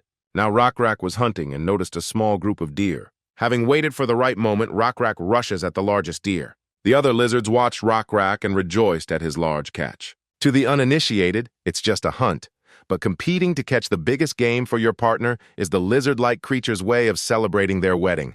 With the deer carcass on his shoulder, Rockrak accepted congratulations from the other lizards. But suddenly something distracts him and surprises him so much that he freezes in place. Jowl set a trap, which also caught a similarly large deer. Rockrak looked at his partner in surprise and didn't know what to say, and Stephen, who was also watching this, just grinned. Talking to the orcs, Rockrak replies that sooner or later they would have had to face this monster anyway. Rockrak continues to tell the surprised orc that since their people have owned this land for a long time, they can continue to live here. The words spoken touched the orc very much, causing tears to appear in his eyes. Bowing before Rockrak, the orc begins to thank the chieftain with all his heart. Standing up straight, the orc immediately introduces his son to the leader, who will become the leader of the orcs in the future. The orc continues to say that they are more familiar with this area, and his son could lead the travelers further. He goes on to say that they used to live in the forests until they were driven out by other huge beasts and tribes. But now, thanks to Rockrak, they were able to return to their normal way of life. Hearing that the orcs will never forget his kindness, the chieftain nods his head slightly to them. While Rockrak sat and peered into the depths of the forest, someone suddenly called out to him. Someone from his tribe found footprints on the ground that they could not identify. Rockrak walked up to the tracks on the ground and, sitting down, began to examine them. He, too, failed to identify the tracks. So he turns to the Wanderer and asks if he knows who these tracks belong to. The Wanderer then suggests that they may belong to frogs that walk on two legs. But Rockrak does not hide his surprise when he learns about the existence of such creatures. The Wanderer goes on to explain that among them there are both peaceful and warlike species who are able to think and speak just like the lizards. And the Wanderer dares to assume that if they went out on reconnaissance, it means they are fighting with someone. And from the tracks, it can be seen that 5 representatives of the species passed here, which suggests that there are many more frogs than the Rockrak tribe.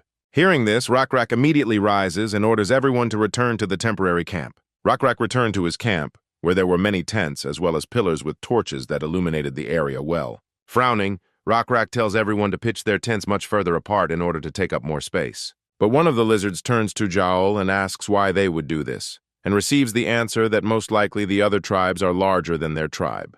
Jowl advises that more scouts need to be sent, and Rockrak agrees, but asks that they ensure that everyone has an equal share of the work. After this, Jowl immediately announces that the other tribes will be watching them. And she is not mistaken, because 2 silhouettes have already noticed the lights in the night and watched from afar. A few days later, the Rockrak tribe changed locations, and fortunately, the encounter with the frogs never happened.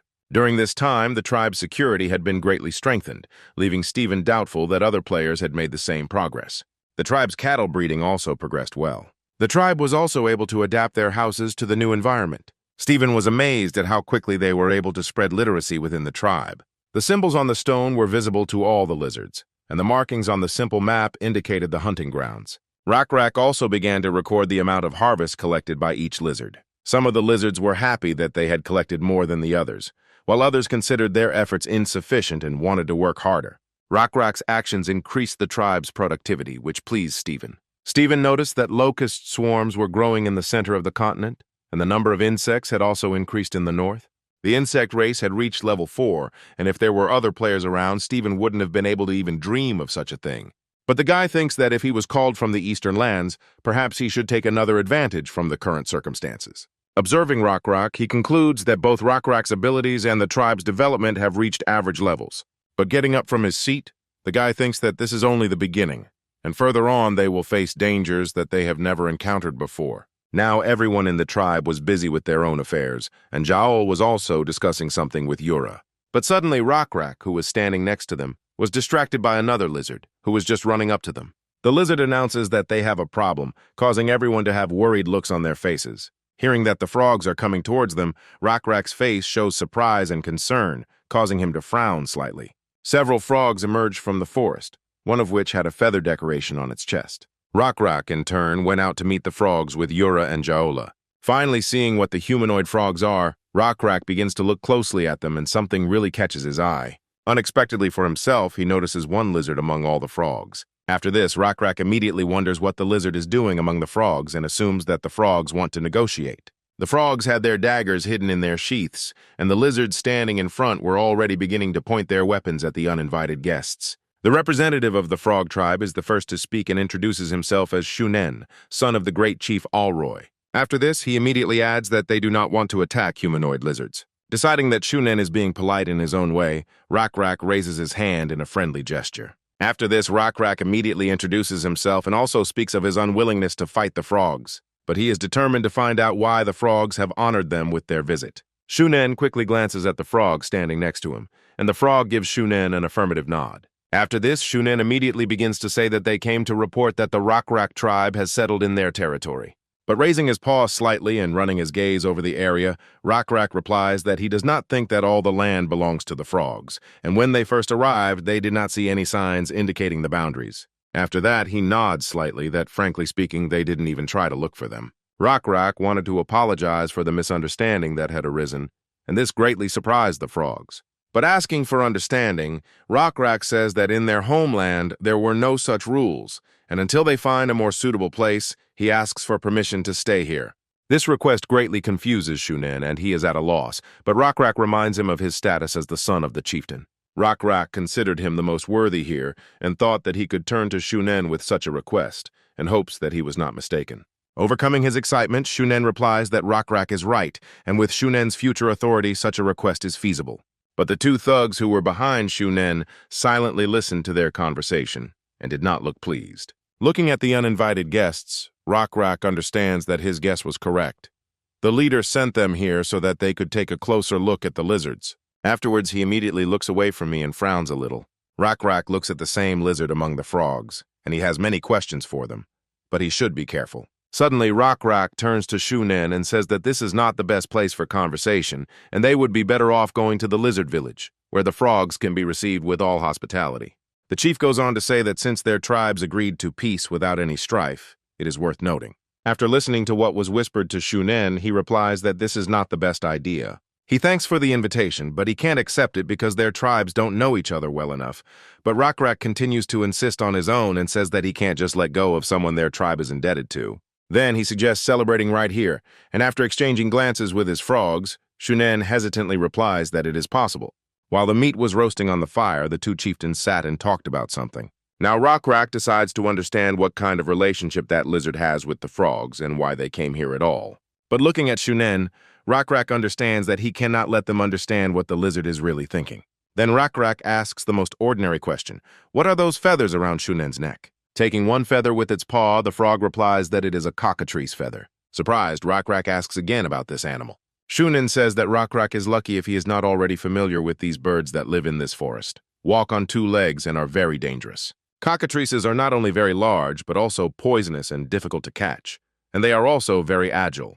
And it is because of these birds that the frogs have to keep an eye on this area, and Rockrak asks if they attack the bird with spears from afar, if it is difficult to get to them. Hearing about the spears, Shunen chuckles a little and asks what they are. But Rockrak looked at him in surprise, embarrassed by this situation, and did not answer. Then Shunen offers to show their weapons and asks to bring him a bow and arrows, and Rockrak does not voice the question of what a bow and arrow are. Suddenly, Shunen calls out to the lizard Owen and asks him to bring him a bow and arrows. Rockrak's attention was immediately drawn to this request, and now he watched with interest in his eyes. Shunen accepts the brought weapon and wants to ask Owen for another favor. Pointing at a nearby tree, Shunen asks for a target to be hung there so he can practice shooting. Rockrak continued to watch silently as Owen carried out the frog's requests. The first arrow was fired and hit the center of the target. Arms folded across his chest, Rockrak marvels at Shunen's precision. Shunen explains that they have been learning to shoot since they were children, and that he is one of the best archers in the village, which impresses Rockrak, and he asks to try the bow as well. Shunen immediately agrees and hands over his bow to the lizard. While Rockrak was trying to pick up the bow and pull the string, Shunen said that it might not work the first time. He finally manages to pull the bowstring and aim the arrow at the target, after which he notes the strength of the stick and thread. He notes that the damage and area of effect is less than that of a spear, but he can carry more arrows and then releases his first arrow. The arrow doesn't even reach the target and ends up stuck in the ground. Rockrak fires his next arrow and admits to himself that he would like to study this skill further. There were now many arrows around the target, but none of them reached it. Shunen reassures the chief that nothing will be perfect the first time and asks Owen to bring arrows. Looking at the departing lizard, Shunen sighs in displeasure. Rockrak gets up and says that he was the one who shot and should have collected the arrows himself, but Shunen is surprised by such words and asks to take this as his gesture of goodwill. As Rockrak began to walk away from Shunen, the frog looked at the other lizards with interest. Ignoring the frog's recent words, Rockrak approaches Owen. Now he bends down and also begins to collect arrows, asking again for the lizard's name, and he awkwardly confirms.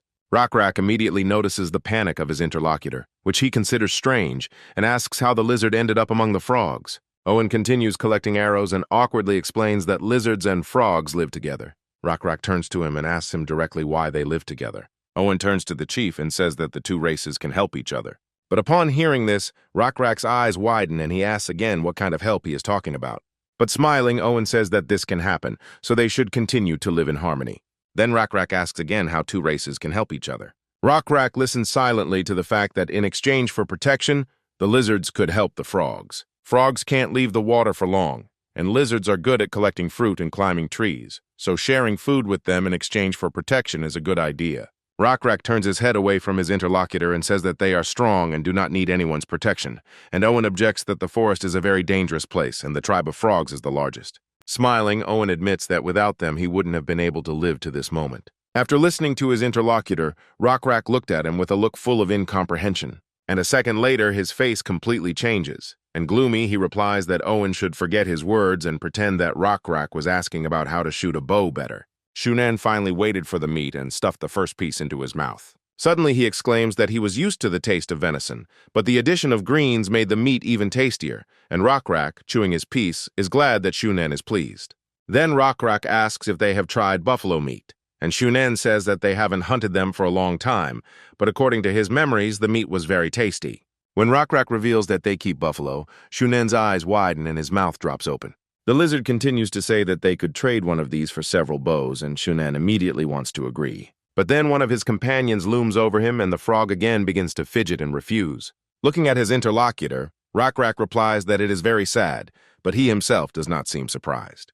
Trying to smooth things over, Shunen says that they can discuss it when they get to know each other better. Pointing his hand to the side, Shunen reports that their tribes have gotten along with each other. Not only Owen was able to join the lizard tribe, but the frogs too, which is not surprising because two races live in the frog tribe. Suddenly, Shunen calls out to Owen, causing him to stop talking in the company. Shunen asks to tell about how their tribes have helped each other in recent months. Owen immediately rises from his seat and replies that he is glad to tell of the friendship of their peoples. Watching from the side, Rockrak finds confirmation of his assumption. This topic was approached smoothly, as if they had discussed it beforehand. And if he hadn't talked to Owen before, he might have fallen for this trick. Saying goodbye to his new acquaintances, Rockrak suggests that they come to them themselves next time, and Shunen agrees, but after listening to what they told him, he immediately refuses. When the frogs leave, Shunen raises one hand and waves to the lizards. Rockrak smiles slightly and repeats the gesture, and Jaol does the same. The lizards continue to watch and see Shunen lightly hit a frightened Owen on the shoulder. And after this, the lizard immediately turns his gaze, full of fear, back. Rockrak immediately asks his partner if she saw it, and Jaol answers positively. As Shunen looms over Owen, our heroes come to the conclusion that this does not look like a relationship between equal species. When the frog tribe returned, Owen was getting punched in the face. Shunen starts yelling at the fallen Owen, saying that he saw everything. The frog presses on the frightened lizard and asks what he said to the tribal leader. Then Owen bows down to the frogs and replies that he didn't say anything, and Rockrak only asked how to shoot a bow correctly, and Owen gave him a couple of tips. Then the frog that was nearby kicks the lizard in the side and says that he himself does not know how to shoot a bow. Clutching his bruised area, Owen replies that it is true, but he said he could in order to divert suspicion. After thinking about the lizard's words, Shunen replies that he did the right thing. Raising his head up, Owen continues to say that he pretended then that he couldn't tell him everything, and in order to learn how to shoot a bow, Rockrak should give something to the frogs in return. Leaning slightly over the lizard, Shunen asks what Rockrak said, and Owen replies that the chieftain gave up on the idea and said he had nothing to offer in return. After this, Shunen exchanges a glance with his partner. Owen bows his head and hears that nothing less was expected of him. Shunen continues to say something to the lizard, and the lizard addresses the frog as its master. Looking up and far ahead, Shunen asks if Owen remembers being on that island. Turning its head back, the lizard nods affirmatively. Behind them was a small island with 2 tents with someone sitting inside and 2 guards outside. With a nasty smile, Shunen continues to say that Owen is very lucky. The frog explains that he has long wanted to offer the little lizards as a sacrifice. But the new victims found them themselves, and there is no need for cubs yet. Shunen continues to pressure the lizard, and under pressure, he agrees to everything. Looking back at the island, the lizard says that he is very lucky. And after that, Owen decisively says that he will try to outsmart the lizard tribe. As night fell, Owen chided himself for not having known how things would turn out, and for not having tried to get here. The lizard sat on the riverbank and thought that he should have guessed everything when they were so warmly received, or when they were dragged to the Brotherhood ceremony, or at least when they were asked to come to this island. After all, the remaining 200 lizards were not capable of fighting back against 1,500 frogs. Plus, there was a huge monster looming over them. Everyone was horrified when they saw such a colossus in front of them. Moreover, this monster had 2 heads, which according to Owen was their god, and the 2 heads of the monster were absolutely identical, and both had huge teeth, and the monster resembled a reptile. The lizards were locked in and could not escape because of a huge fence. This monster could crush the lizards with its weight, spraying the blood of the dead everywhere and staining the survivors with it. The 2-headed monster commanded the frogs just as the frogs commanded the lizards. And in Owen's opinion, this will not change and cannot be avoided. Owen remembers Rockrak, who looked like a strong warrior and had 600 lizards in his tribe. But according to Owen, they were just savages who didn't even know about the existence of bows and arrows. If they can sacrifice Rockrak's tribe, they will be able to live longer, and Owen will be able to return to his son. At the next meeting, the Rockrak tribe brought one of their buffalo. Shunen was delighted with the live buffalo and simply beamed with happiness. Pleased with himself, Rockrak smiles and reminds that he said that they have buffaloes and again offers the frogs in exchange. Shunen ponders this when Owen interjects and suggests that they should get to know each other better before exchanging resources. Turning to the lizard, Shunen agrees, and Owen continues to say that they don't know anything about the lizard tribe yet, and suggests that Rockrak come to them. After this, Owen smiles and says that then the frogs will be able to give them onions, and this is a good opportunity to get to know each other better. Rockrak fired an arrow from his bow, which simply stuck into the ground. He turns to Jaol and asks how it went this time, but she replies that the arrow only flew half its maximum distance. Looking down at his bow, Rockrak decides that this is the limit of their replica bow, which they were able to replicate perfectly, but not the string. Interrupting his thoughts, Yael informs him that the 5th meeting of their tribes is about to begin, and she assumes that they want to learn as much as possible about them. Rockrak agrees and adds that the frogs are clearly hiding something under their trust, and may be up to some dirty trick.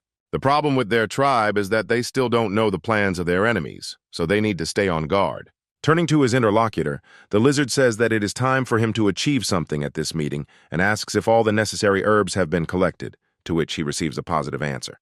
And then he thinks that it would be good if Owen became the solution to their problems. At that moment, he hears Jaol start to answer him something, and this makes him turn his gaze to her. She says they could try giving that guy a chance. At this, Rockrak turns to her doubtfully and thinks about her words. Owen tried to fight the hand that was clinging to his neck and said that he did exactly as he was told, but it did not help. Shunen asks his partner to leave the lizard alone, fearing that it might die from such a grip. But Oh Boy reassures him that the lizard will not die from such a grip. Meanwhile, Owen continues to say that the black-scale lizards were more cautious than he had expected.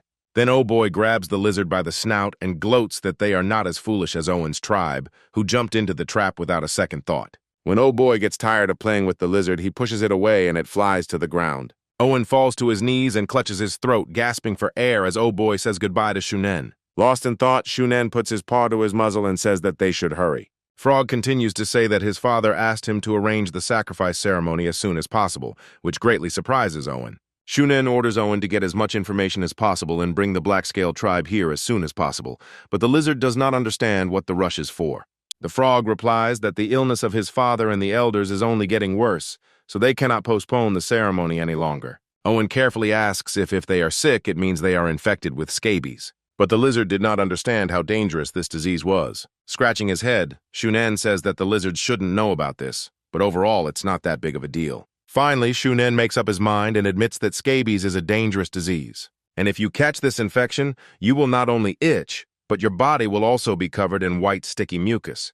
The frog says that it is impossible to wash it off, and over time it will cover the entire body. When there is too much of it, breathing problems will begin, and then death, which befell their priest yesterday. Owen learns for the first time that scabies can be fatal and doesn't understand why Shunen is telling the lizard this. After thinking for a while, Owen begins to guess that this is a test, and he shouldn't be happy or surprised. Placing his hand to his chin, Owen replies that the lizards must not know about this. After all, there will be those among the lizards who will mock the frogs for this, and Shunen agrees with him, but admits that they will not be able to hide it forever. Then Owen replies that it is possible to change the lizard's reaction, to tell them that they can get it too. Shunen admits the idea is good, but notes that the mange does not spread to lizards. Owen replies that there is a herb in the forest that produces a white sap when broken and can cause itching. Because Owen comes into frequent contact with frogs, he is willing to tell the other lizards that he has contracted frog mange. Shunen comes closer to the lizard, and putting his hand on his shoulder admits it's a good idea, and says that he didn't doubt the cunning Owen. And after that, the frog begins to whisper that if Owen manages to bring the black-scale tribe here, then he and his family will be freed from their fate forever. Hearing this, Owen immediately becomes happy and begins to thank his smiling owner. Continuing along the river, Shunen mentions that they will need more sacrifices this time, so Owen should try to bring them all here. But Owen interrupts his master and wants to ask him for a request, which the lizard thinks might be a little difficult. Scratching the back of his head, Owen awkwardly says that he thinks that in order to successfully negotiate, they should still give a few bows to the black-scale tribe. Shunen seems to be unhappy with these words as the corners of his mouth begin to pull down, creating a displeased grimace. A new day dawned, on which the fifth meeting of the two tribes took place. Suddenly, Yer grabs some flat object and, knocking on it, tells one of the frogs that the object is very strong, but the frog is surprised by such material. At the same time, Rockrak was talking to Shunen and pointing to bags of grass that could be used to treat scabies. He asks directly if this is not enough to exchange for a bow, and Owen notes that the lizards have collected all the medicinal herbs in the area. After thinking about it, Shunen replies that it is not a matter of quantity at all. Frog believes that exchanging weapons requires a certain amount of trust between the tribes, which they don't have yet. Leaning his head on his hand, Rockrak looks down and says under his breath that the conversations are always about trust. But suddenly an unexpected thought comes to him, which makes him raise his stern gaze forward. In order to strengthen the trust between their tribes, Rockrak asks Shunen to fulfill one of his requests. Gesturing towards Owen, Rockrak says that he would like to speak with the lizard one-on-one. Hearing this, some of the frogs turn to look at Owen, and a satisfied smile appears on Shunen's face. Shunen agrees almost immediately, and Owen also looks like he's only too happy to talk to the chief. The two lizards headed deeper into the forest where no one would disturb them. At this time, Owen explains that their gray-brown lizards went through a brotherhood ceremony before becoming part of the tribe. Owen went on to say that before this, they had become more closely acquainted with the frogs. After this, Owen smiles and asks Rockrak to tell about himself, and then Owen, too, will be as open as possible to the lizards. With his arms outstretched, Owen continues to say that Rockrak must agree that they should put aside their mistrust and take a step towards each other, but at that moment, Rockrak's attention is distracted by a blue butterfly. The butterfly flies up to Owen and lands on his head, surprising the lizard. Owen finds the butterfly strange and brushes it away, but Rockrak immediately understands the sign from his god. This brings a slight smile to his face. After this, Rockrak agrees that there is mistrust between them that needs to be ended. Pointing his hand at the blue butterfly, Rockrak wants to tell the lizard everything about his tribe. Shunen, Owen, and Oh-Boy were in the same place as always, but unlike previous encounters, this time the lizard was not beaten, but praised for the work he had done. Shunen, full of delight, asks if the lizards really agreed to come here, and Owen gives a positive answer. Oh-Boy inserts his phrase about how he thought it was a trap when the lizards called them to their village, but they really turned out to be fools. Now the frogs know the location of their settlement and even the lizards' knowledge of healing. The scouts reported that there were approximately 600 individuals in their settlement, but in reality, there were only 300 lizards and 30 warriors. Shunen continued to say that he didn't expect the lizards to trust them so easily. But Owen played his part in this. Suddenly, the frog turns to Owen and asks what he would like as a reward, but Owen awkwardly says that what he was promised will be enough for him. But Shunen, having forgotten his words, asks again, and Owen replies that he promised that Owen's children would never go to sacrifices, and that he would be able to live with the children. Oh-Boy is unhappy with such a promise, but Shunen asks his friend not to get angry, and says that his father will understand him. Besides, one cannot always be strict with the lizards, but show that, led by the frogs, pleasant things await them. Shunen turns to the lizard and asks him not to worry, promising that he will remember his promise. After this, Owen is left alone again and still looks at the small island nearby just as before. In his heart, the lizard is happy that now he will be able to live with the children as he wanted. He continues to reassure himself that this is enough for him and that he should not have any problems left.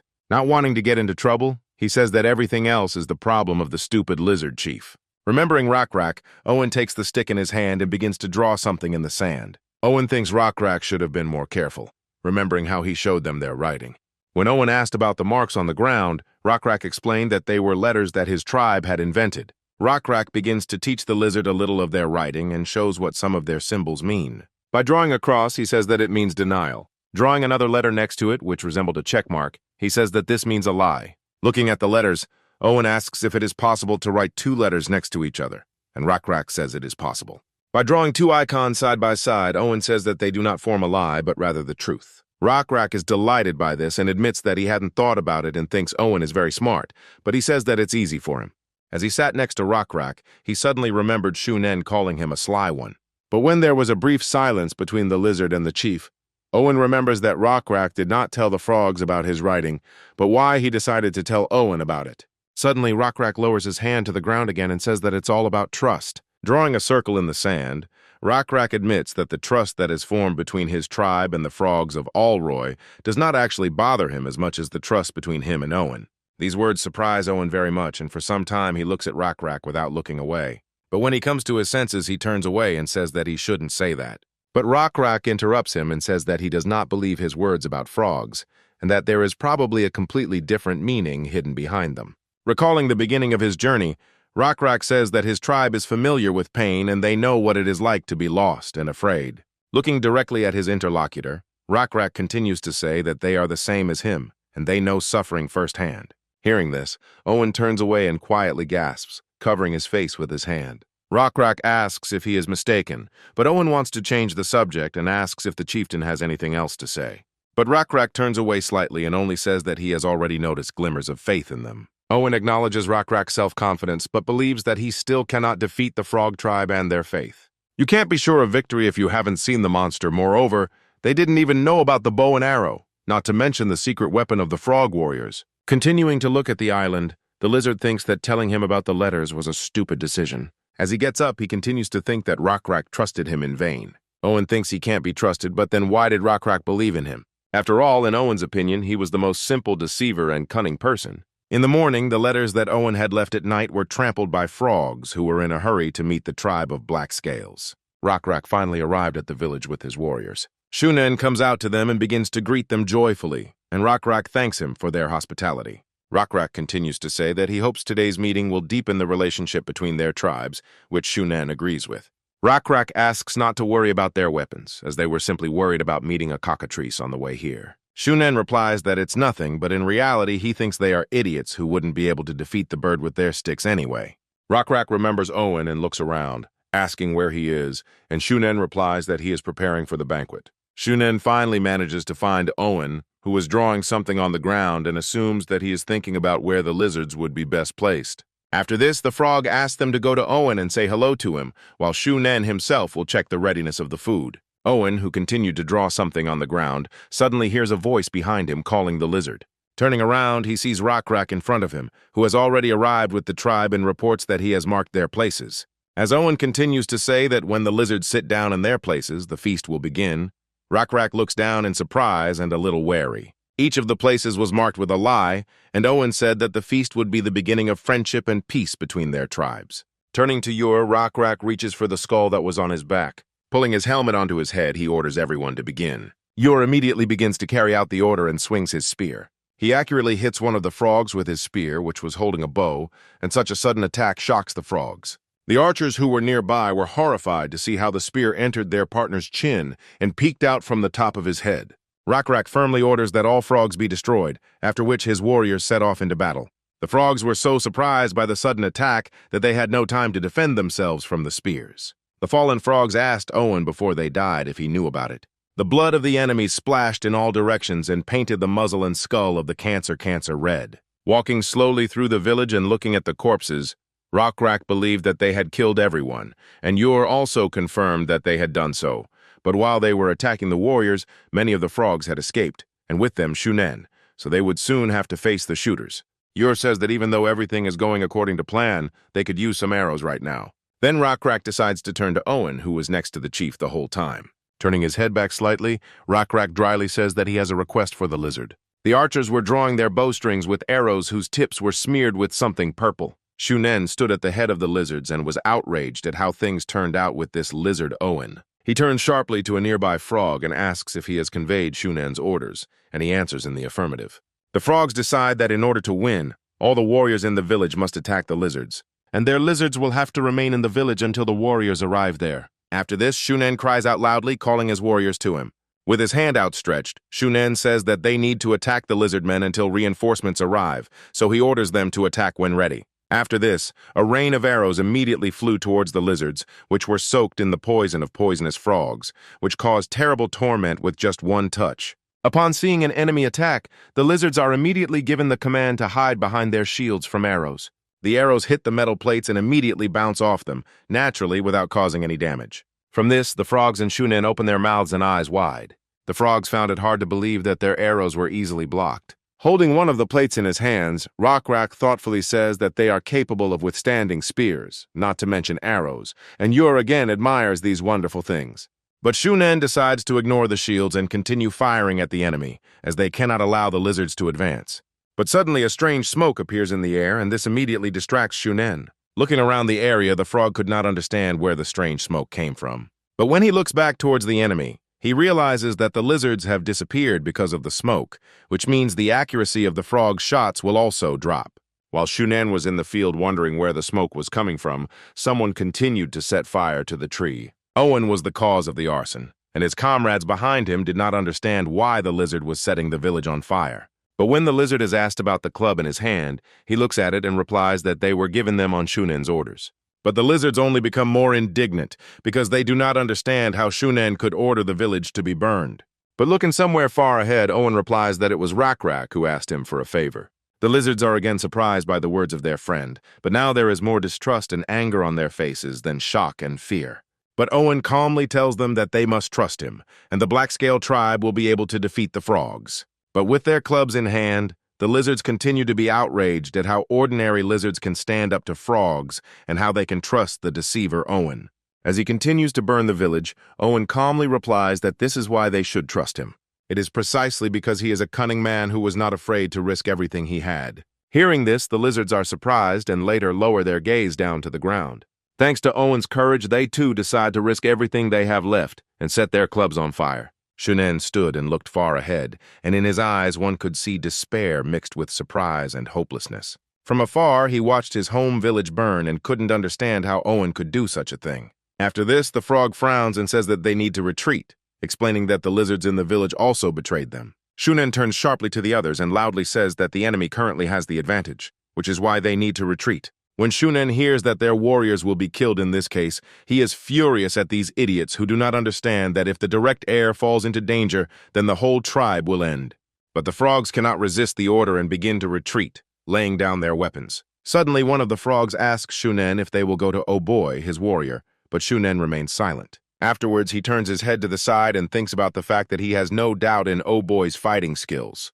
But looking at the small island, he believes there is a more effective way to get rid of the lizards. Oh Boy stood on the other bank and watched from afar as their village burned. He frowns and asks if Mr. Shunen is fighting in the lower part of the village and receives confirmation of his words. He begins to calculate his warriors because, as he remembers, there was a detachment of warriors near the place of the feast, and later they sent 5 more to find out what was going on.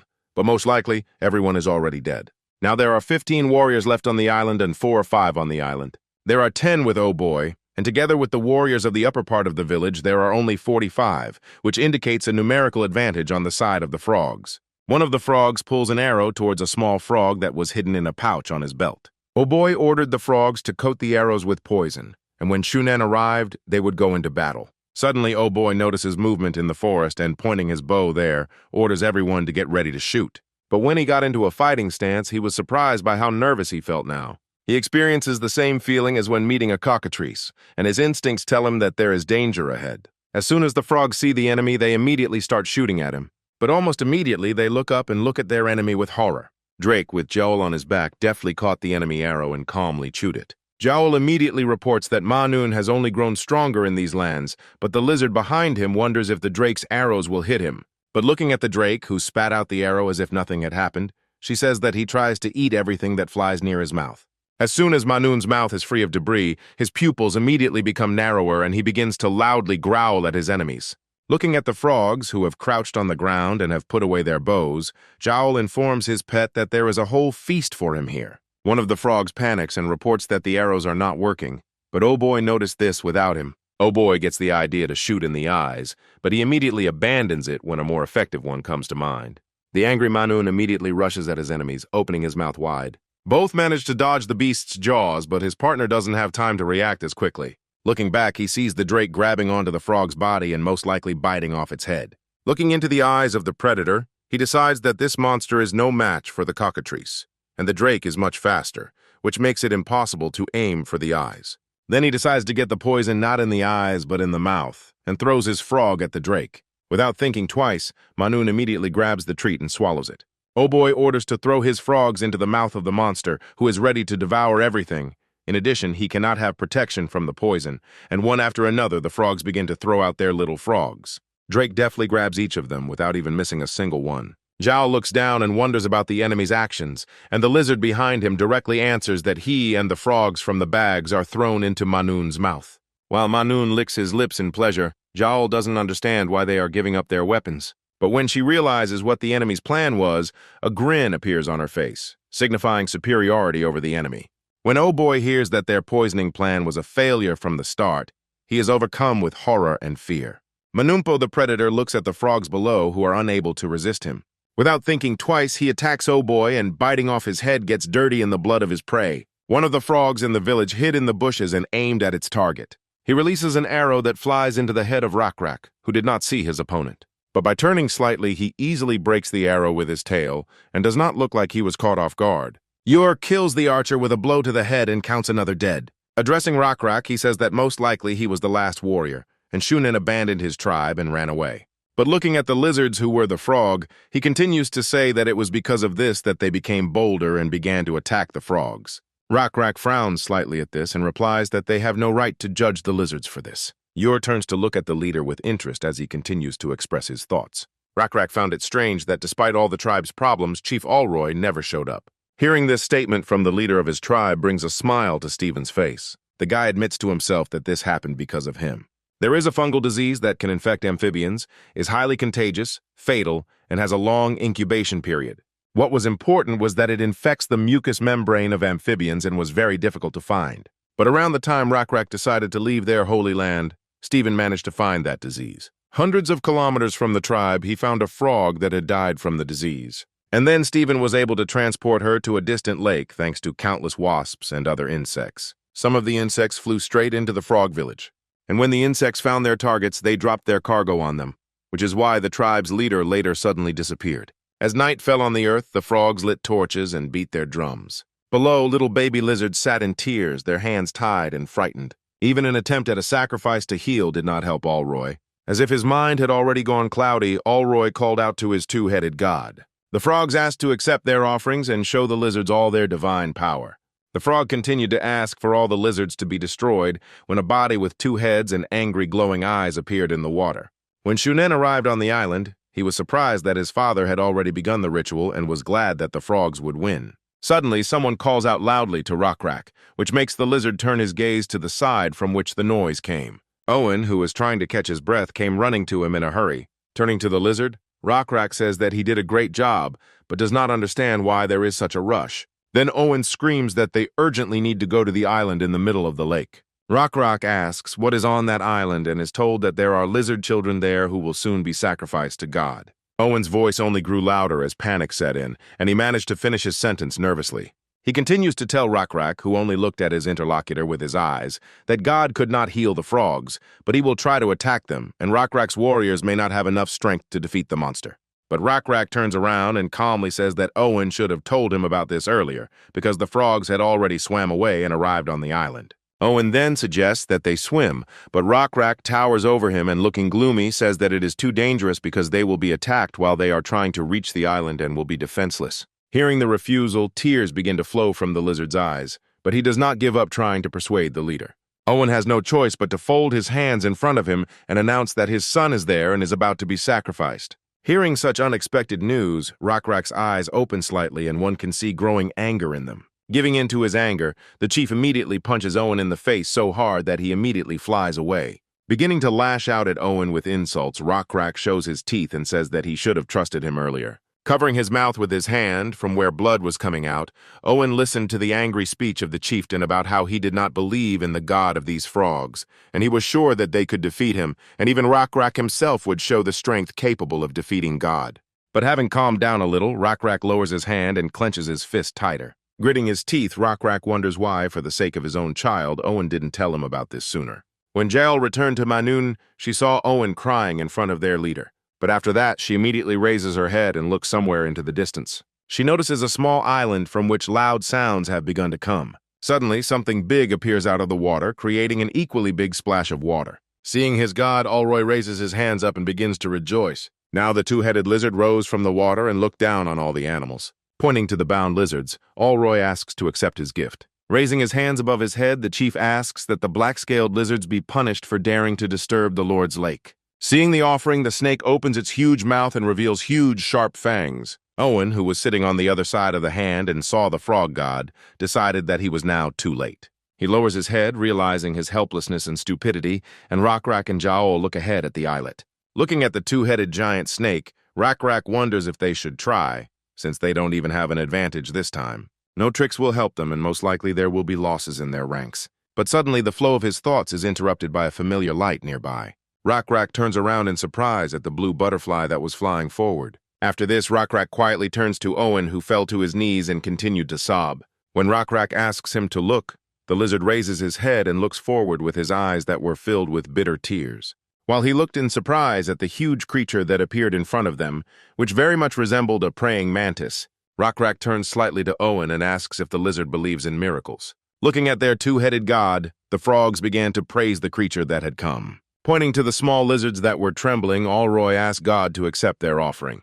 But suddenly the snake stops looking at the animals below and raises its head in front of itself, looking far ahead. Shunen notices the inaction of their god and, surprised by the strange behavior, looks up at the two-headed snake. After this, he decides to turn his head in the same direction as the snake, asking what god is waiting for them. And turning around, he sees a huge creature which was larger than their god watching them. As the praying mantis began to approach closer, one of the snake's heads began to hiss at its enemy. The loud noise attracts the attention of the frogs, and now Allroy turns back, and Shunen's face shows fear and horror. Seeing the huge creature towering above them, the frogs begin to scream and back away. When Stephen finished summoning the creature, it looked like a praying mantis. A fourth-level minor race, a minimum level of divinity and faith, and an essence of abomination allowed the player to create his own creature. The two-headed snake decides to attack first and, opening its mouth wide, aims at the mantis's head. But the mantis grabs the head with its limb and forcibly closes it, surprising the snake with its strength. While he was holding one of the heads, the other began to hiss at him, and the frogs tried to run in different directions and escape.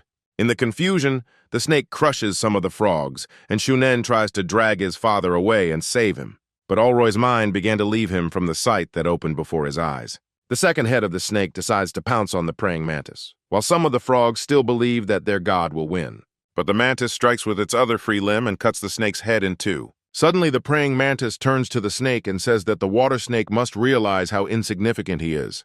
At the same time, Olroy and Shunen watched in horror as one of their god's heads was chopped off, and his blood spilled around the area. The mantis turns his attention back to the first and last head of the snake and decides to present it to his creator. He wants to help the water snake atone for his guilt, and begins to slowly dig his sharp limb into his neck, from where blood immediately appears. When the mantis has managed to grab onto the head strongly enough, it tears it off with force and lifts it up over the snake. The mantis believed that the death of the water serpent would allow him to atone for his sins and his stupidity. Shunen and Olroy sat near the fallen serpent, watching the creature illuminated by the moonlight. The two-headed monster was level 4 and had good strength characteristics, and its habitat was unknown. Shrathis, who was at the 11th level, had characteristics that were much superior to the snake, and his strength exceeded that of the snake by almost 100 points. Seeing the victory over the snake, the lizards from the Blackscale tribe began to rejoice, and Owen continued to cry next to Jaol, who put her paw on his shoulder. Stephen came to take a closer look at the scale of the battle, and it all seemed incredible to the guy. The snake looked quite strong, but it was far from Shrathis, who was accidentally given a skill of great strength. But despite this, Stephen is sure that the weak enemy did not reveal the snake's potential. For killing the snake, the system rewards Stephen with the essence of an evil spirit. Due to the circumstances, the guy thinks he's very lucky. When Stephen decides to find out the snake's habitat, a smile appears on his face from understanding the situation. It turns out that the snake's true habitat is seawater, but in the lake it was fresh, which is why he could not use all his strength. A river habitat would be very useful, but it will come in handy later, not now, so Stephen puts it off. As the frogs swam away from the island, the blood turned the water red, moving further and further. Olroy kept looking up, constantly wondering how this could have happened. Turning a sad gaze to his father, Shunen notes that he is weak due to the scabies. This happened because of the power of the two-headed monster, with the appearance of which the leader began to rely on this creature in everything, and all the warriors hid behind God, after which Shunen also became a coward, which he admits to himself. Turning to Stephen, the mantis reports that his will has been fulfilled, and the guy praises his creature. And then Stephen adds that the mantis can rest until next time. As he disappears, the mantis says that when the time comes, he will once again submit to the will of his creator. With the snake defeated and the mantis gone to rest, Stephen decides that all is well now. But looking at Rockcrack, the guy wonders if the leader will stop there. The frogs were heading to the upper village in boats, and since the island was now empty, the lizards could simply swim across it. Turning to his tribe, Rockcrack enthusiastically says that today they will win and asks if there is a lizard who could lead them to the frog village. Owen immediately offers his candidacy, explaining that his son is on the island whom he wants to see, and the lizard is not tired anyway. But suddenly someone else volunteers, causing Rockcrack to immediately shift his gaze from Owen forward. Turning to Rockcrack, the other gray-brown lizards also ask to be allowed to help the Blackscale tribe. But Rockcrack calmly replies that the lizards cannot fight with such wounds. Moreover, they are not warriors, but they object to him that they were warriors before, and not only warriors are capable of killing frogs. It may be dishonorable, but the lizards came here to indiscriminately kill the frogs that had ignited the flames of hatred in them for a long time, and Rockcrack inspired them to fight and move on. Looking at the lizards in surprise, Rockcrack says that they are upset. And in tears they answer him that they are in despair because of all those loved ones they have lost and for whom they must avenge. After listening to the desperate lizard, Rockcrack calmly gives his consent. Rockcrack raises his hand and tells the former slaves that they have a right to be angry, and that anyone who wants revenge can follow him. There was a target lying on the grass near the tree, and one arrow had already hit it. Shunen cheerfully stated that with a little more practice, Rockcrack would be on par with their warriors, but the lizard did not understand why, in the opinion of his interlocutor, he was not good enough since he had already hit the target. When Rockcrack hands over the bow, Shunen tells him that shooting skill is not the main thing, and the lizard has strength and accuracy, but he spends too much time on a shot. Rockcrack asks if it would be better to aim for the enemy's weak points instead of randomly firing, and Shunen laughs slightly at this and replies that in combat the target will move. First, you should slow down or stop the victim and only then finish him off. Rockcrack agrees with the statement, and Shunen asks to remember his advice. Suddenly, Shunen declares that if they can establish friendship between the tribes, he will teach Rockrak how to make bows. And Rockrak smirks slightly at this. Pointing to the bow, Shunen says that all the materials are very simple and any lizard can get them. Suddenly, Rockrak remembered that conversation and wondered what that strange feeling was that he felt then. Now his entire tribe was swimming across the lake while Rockrak was thinking about that conversation. When they almost reach the island, Rockrak decides to find out from Shunen personally. When Owen emerges from the water, he immediately rushes forward. When he sees his son, he immediately rushes to him, and hugging each other, they both begin to cry. But Owen wasn't the only parent who was happy to see their living child. Others also hugged their children and cried with them. Taking off his fur cape and skull, Rockrak tells Yura to send the wounded and children by boat, and he himself goes with them. After this, Rockrak says that Yura must move the gray lizards to the lower part of the village in order to cause unrest among the enemies. Yura guesses that the leader wants to attack the enemy from two sides, but Rockrak asks not to rush, and when he has already attracted the attention of the frogs, they will be able to swim across with the warriors and attack. Yura finally asks if everything will go well, and Rockrak reassures him that there are now fewer frogs, and the lizards have a new divine blessing. The chief continues to say that their dark scales are difficult to see in the water under the moonlight, and after that he draws a clear conclusion to everything that has been said. The frogs are finished. While the village was burning, many frogs panicked and tried to run away and escape the fire. Alroy and his defenders were also panicking and could not understand where the lizards came from. Looking up, the tribal leader looked at his enemies with horror. A spear flies into one of the frogs and its impact sprays blood everywhere. While the lizards were attacking the frogs, they tried to call for help, but no one could help them. Rockrak swings his spear, the radius of which is so large that it hits two frogs at once. When he has dealt with one of the frogs, he looks at the rest with a predatory look. Even in this situation, Alroy continues to call upon his god, asking him to save him in exchange for all the sacrifices he has made. But Rockrak immediately lunges towards the leader and thrusts his spear forward. The lizard's spear hits the frog's head straight from where a pile of blood now pours out. As Rockrak pulls out his spear, the chieftain's now soulless body begins to fall backwards. Rockrak indifferently replies that their god is no longer here. Shunen, hiding somewhere, listened in horror as the lizards continued to hunt the remaining frogs. While the others try to find him, the frog clutches his bow in his hands and thinks that there were more of them and that they had poisoned weapons. Shunen's father can no longer lead the warriors, and the lizards are resistant to poison, so arrows are no obstacle to them. Shunen didn't know what to do in this hopeless situation, and because of this, he began to feel more and more panicked. But having decided to look out from his hiding place, he does not notice how they have already crept up on him from behind. Rockrak, who was able to find the frog, turns to his prey, which frightens Shunen to the point of horror. Turning around, Shunen falls to the ground and screams in fear. Seeing the frog fall to the ground, Rockrak asks if Shunen is not a warrior. Demanding to raise his weapon, Rockrak says he will be merciful and let Shunen die a warrior, but the frog begs for mercy. Shunen timidly looks up at the lizard and asks about their friendship, saying that he is not at all angry at the Rockrak tribe. Rockrak pretends to think about this phrase when Owen arrives, and Shunen justifies himself by saying that the two-headed monster threatened them too. Then, pointing to his bow, Shunen offers to reveal the secret to Rockrak. The lizard asks about the secret, and Shunen promises to tell how to make a bow, since Rockrak was interested in the materials. Interested in the frog's offer, Rockrak asks what they made their bows from, and Shunen replies that they made them from sinew. When Rockrak hears that these are tendons from the back, he noticeably darkens, his pupils narrow, and the aruka that was holding the bow squeezes the object tighter. Looking from the frog to the bowstring, Rockrak asks what kind of creature's tendons they used. But upon hearing this question, Shunen's gaze became filled with hopelessness and horror, and he hesitantly replied that they were the tendons of the lizards. Hanging his head lower, Shunen realizes that he has literally dug his own grave. Tilting his head slightly to the side, Rockrak dryly answers the frog that he understood him. After this, the lizard stretches out his hand and opens the tent. Rockrak calmly says that they hold no grudge against each other and the lizard has won, so he accepts Shunen's deal. Looking at the frog, Rockrak replies that Shunen must run. As the frog leaves the tent, he casts a cautious glance at the lizard, fearing that he will be attacked from behind. But this does not happen, and Shunen immediately begins to run away into the forest. At this, Owen frowns and asks if the chief will allow him to escape. But as he prepares his bow to fire, Rockrak replies that everything is fine. Drawing his bowstring, Rockrak takes aim at the fleeing Shunen. And then he explains that he just needed a moving target, and a frog was perfect for that role. Tied to a tree was the corpse of a frog, whose chest had already been pierced with arrows many times, and whose head also had several arrows in it. In those days, Rockrak practiced intensively with the bow. Owen smiles at the chief and says that he shoots much better now and the arrows fly correctly.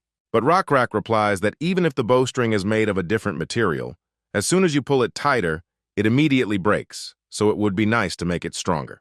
To this, Owen objects that under current conditions, they will not be able to find better materials, and Rockrak sadly says that it is time to leave this forest. Turning his gaze to his interlocutor, Rockrak says that winter is approaching, and this is the habitat of buffalo, who will move to warmer places in search of food.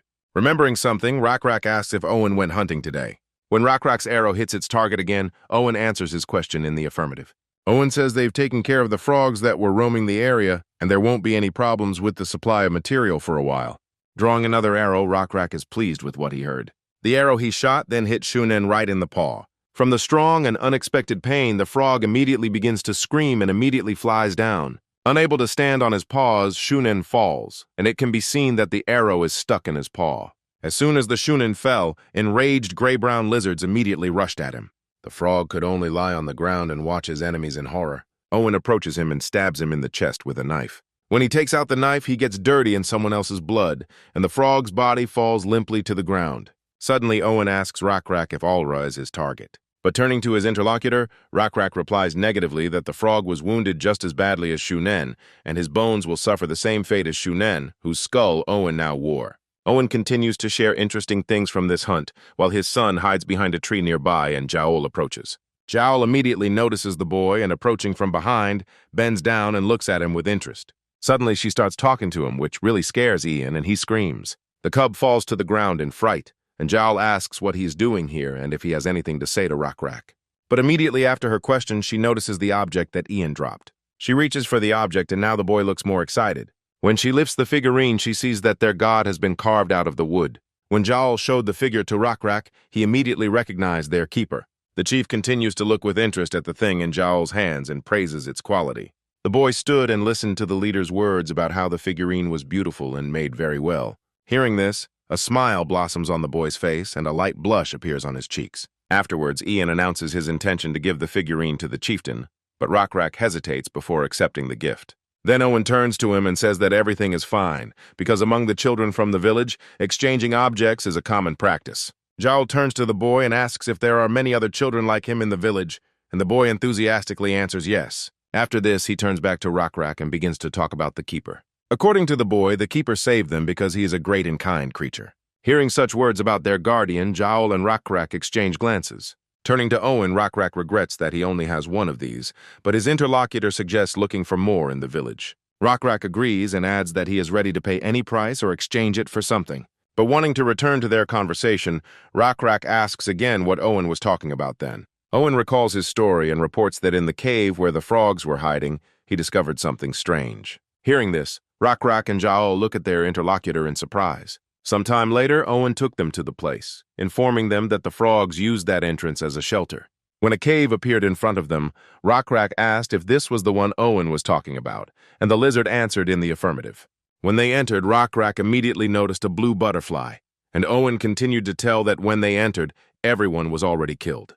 When the lizards finally arrived at the place, Rockrak and Jaol looked ahead in surprise, and Owen turned to them and asked if it all looked very suspicious.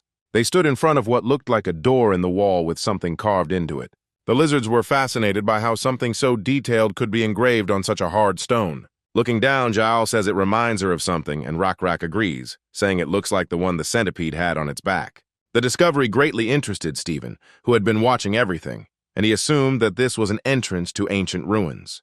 There are many ancient ruins that allow you to gain knowledge, discover wonders, and obtain items with specific functions or demonic items. But with such a low level of civilization development, even if the Rockrak tribe masters the ancient knowledge, it will not matter much. Ruins can create or alter special resources, and they are also fixed in place and of less value to Rockrak because he is a nomad. The chances of finding a unique relic were slim, and Stephen hoped that these were not the ruins of an ancient castle. Finally, the lizards who were trying to open the door managed to do so. After this, a bright bluish light appeared, which seemed to circle around one point. The door opened, and the light that came inside illuminated the ancient ruins and many staircases. Rockrak and a small detachment decided to follow inside and went down the stairs. Looking down, Jaol reports that it's deep, and they'll have to climb all the stairs, and Rockrak wonders how nice it would be if they could just jump down. Jaol then asks if he will pray to God. but Rockrak replies that he does not want to bother their god with trifles. Suddenly, somewhere to the side, Rockrak begins to hear a strange sound which attracts the lizard's attention.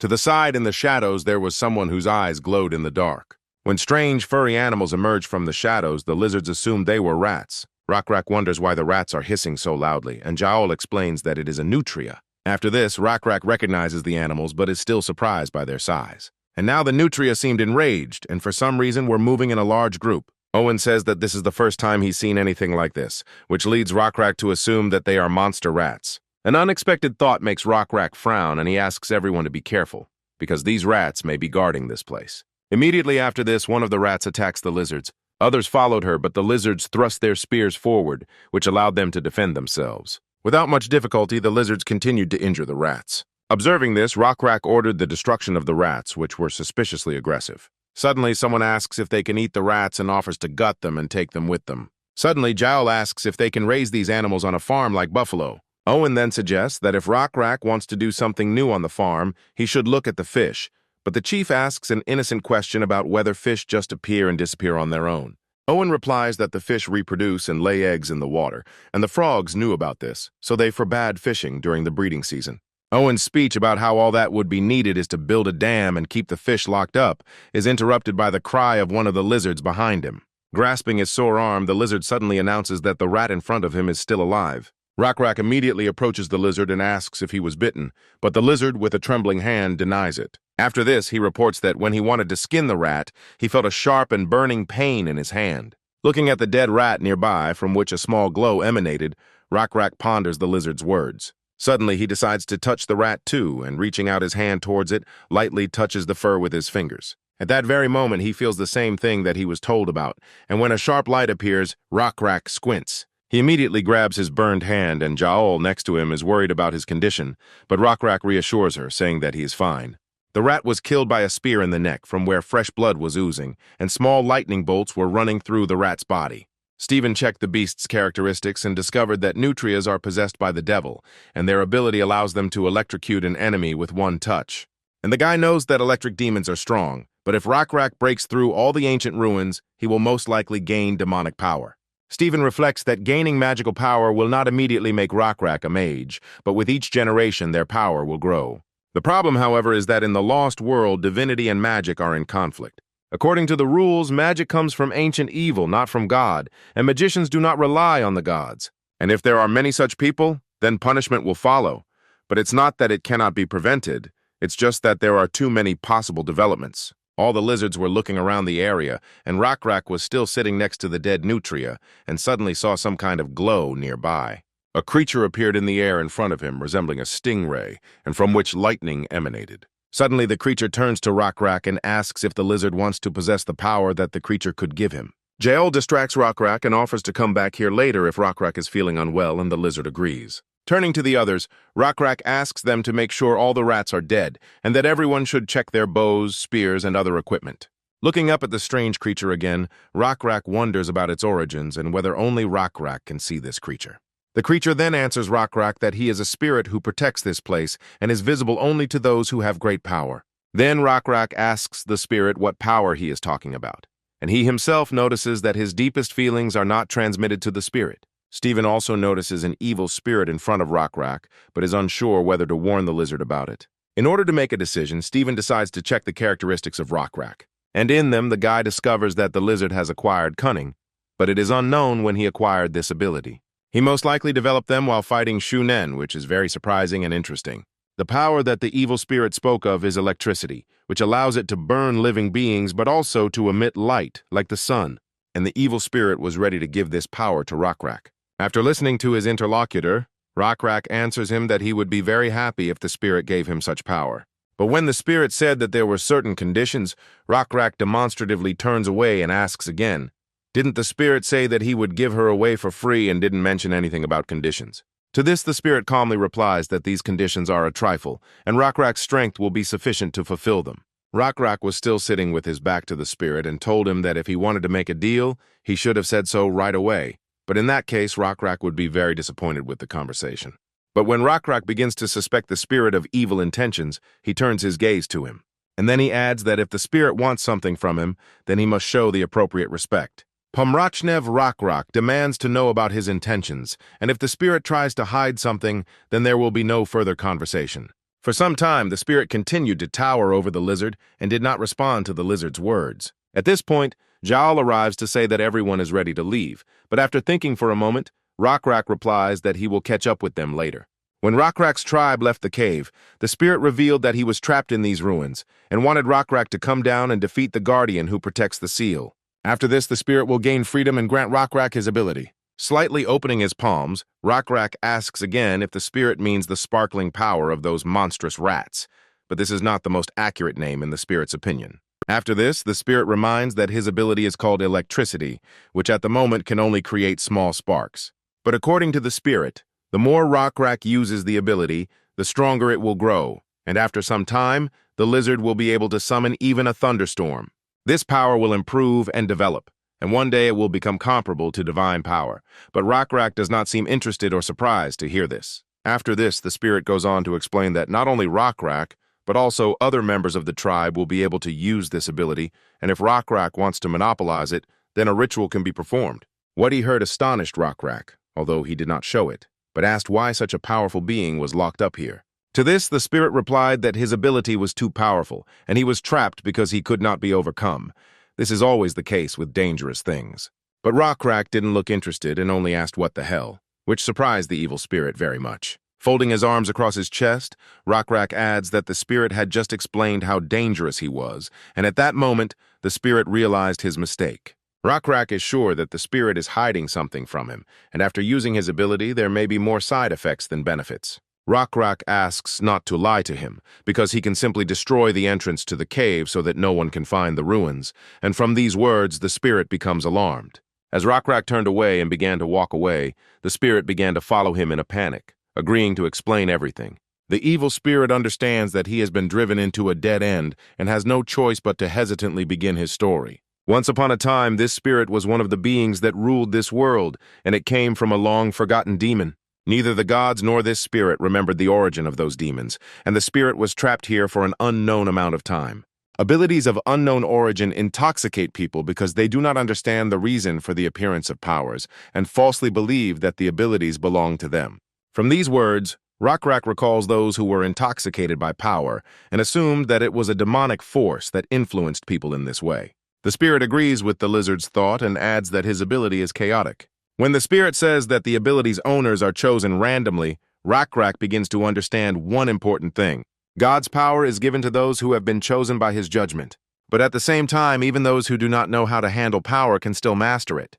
Coming to the conclusion that the power will develop over time, Rakrak looks closely at the spirit. According to Rakrak, there will certainly be those who desecrate God and rebel against him.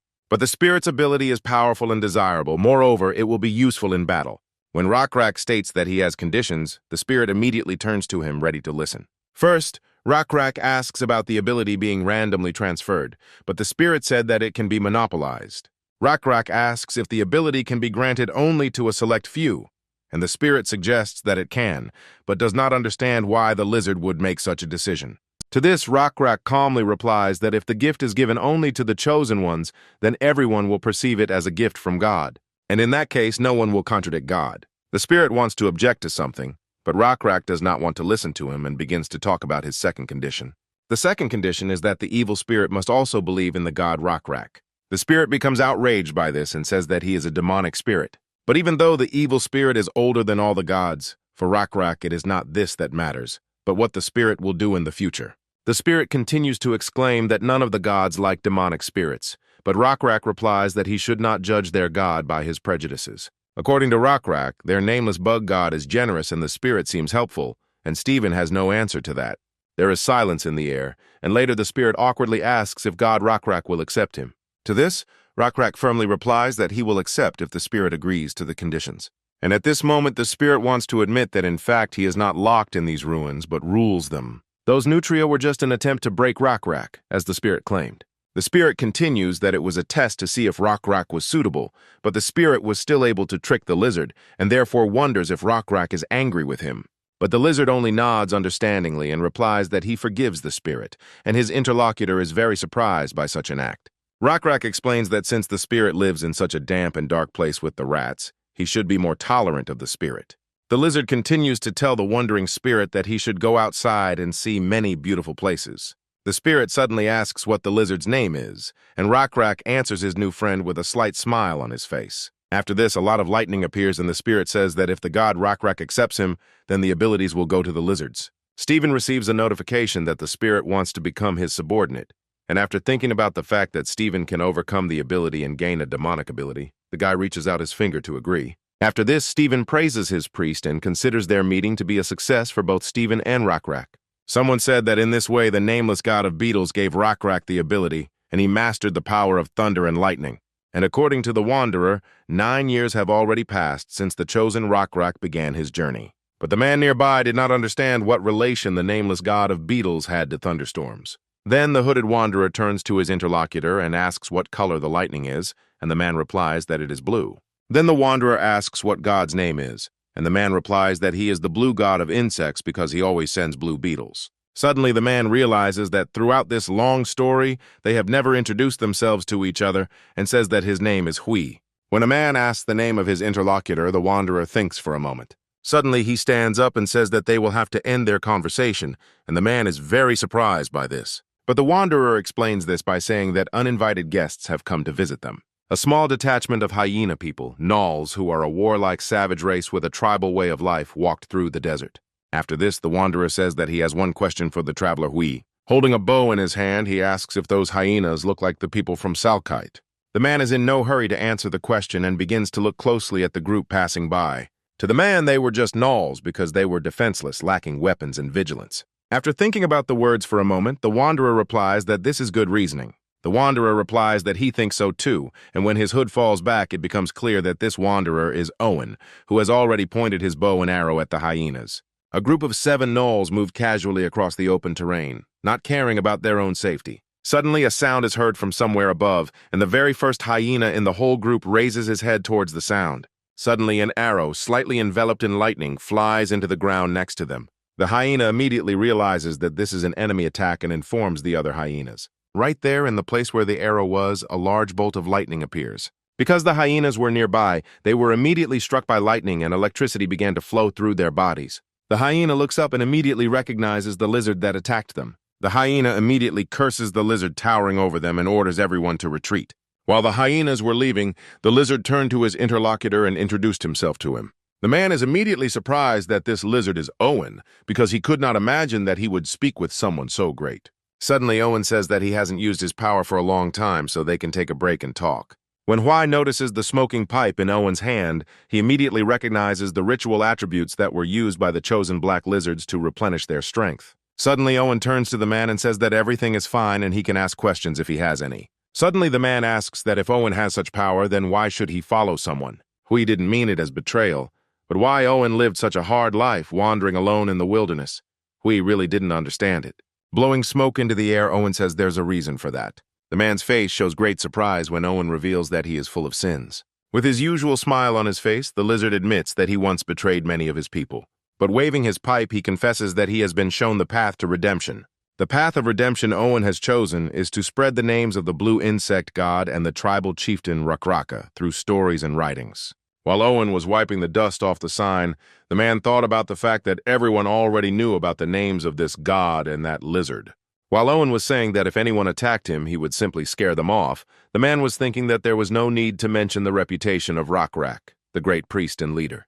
Turning back to his interlocutor, Owen asks with a smile on his face if the man is a traveler. Lightly placing his hand on his chin, the man says that this is indeed the case. Hui reports that he came from automation. After listening to his interlocutor, Owen asks again about that place. And the man continues to say that he is trying to convey the words of the Lord of Automation, so he heads to the Black-Scaled tribe. Suddenly, Owen stands up and says that he didn't think about Hui being a guest, but in his opinion, that's a good thing. Owen begins to look into the distance and then whistles, apparently calling someone. Immediately after this, someone's silhouette appears in the distance, which is impossible to see due to the dust and sand in the air. But when the animal comes closer, it is clear that it is a bird of very large size. Seeing a huge bird, the surprised man assumes that it is a basilisk. But grabbing the bird by the reins, Owen answers the man in the negative. And it seems he says with a smile that Kavi was only half right because it is a quokka, a cross between a basilisk and a chicken. As Owen climbs onto his bird, he calls Hwai along with him. Waiting for a reaction from Hwai, Owen continues that he was also heading to Rockrak because he hadn't seen him for a long time, so he could let Hwai down. As the man climbs onto the bird, Owen continues to say that in exchange he will have to listen to the rest of his story, but Hwai replies that he is only too happy about it. As the two travelers set off, Hui asked if Owen would tell of the blue god of beetles or the saga of Rockrak, but the lizard replied that it would be a little bit of both. When night fell on the earth, the lizards of the black-scaled tribe continued their march across the desert. At the head of them all rode Rockrak, riding on a huge bird whose clothes had changed over such a long time. Suddenly, one of the lizards rides up to him about to tell him something, and Rockrak immediately turns to him. The lizard reports that according to the old stargazer, his life is already on the brink, and after this, Rockrak looks worried. The lizard continues to say that according to the old man, if not now, then he will not have time to talk to the leader, but Rockrak does not listen to him and immediately turns around. Rockrak immediately firmly orders them to leave the procession and prepare for the fact that they will remain here tonight. Ur immediately gives a loud command to everyone to stop. As Rockrak ran to the end of the procession, shouts could be heard everywhere that on the leader's orders they were leaving the procession.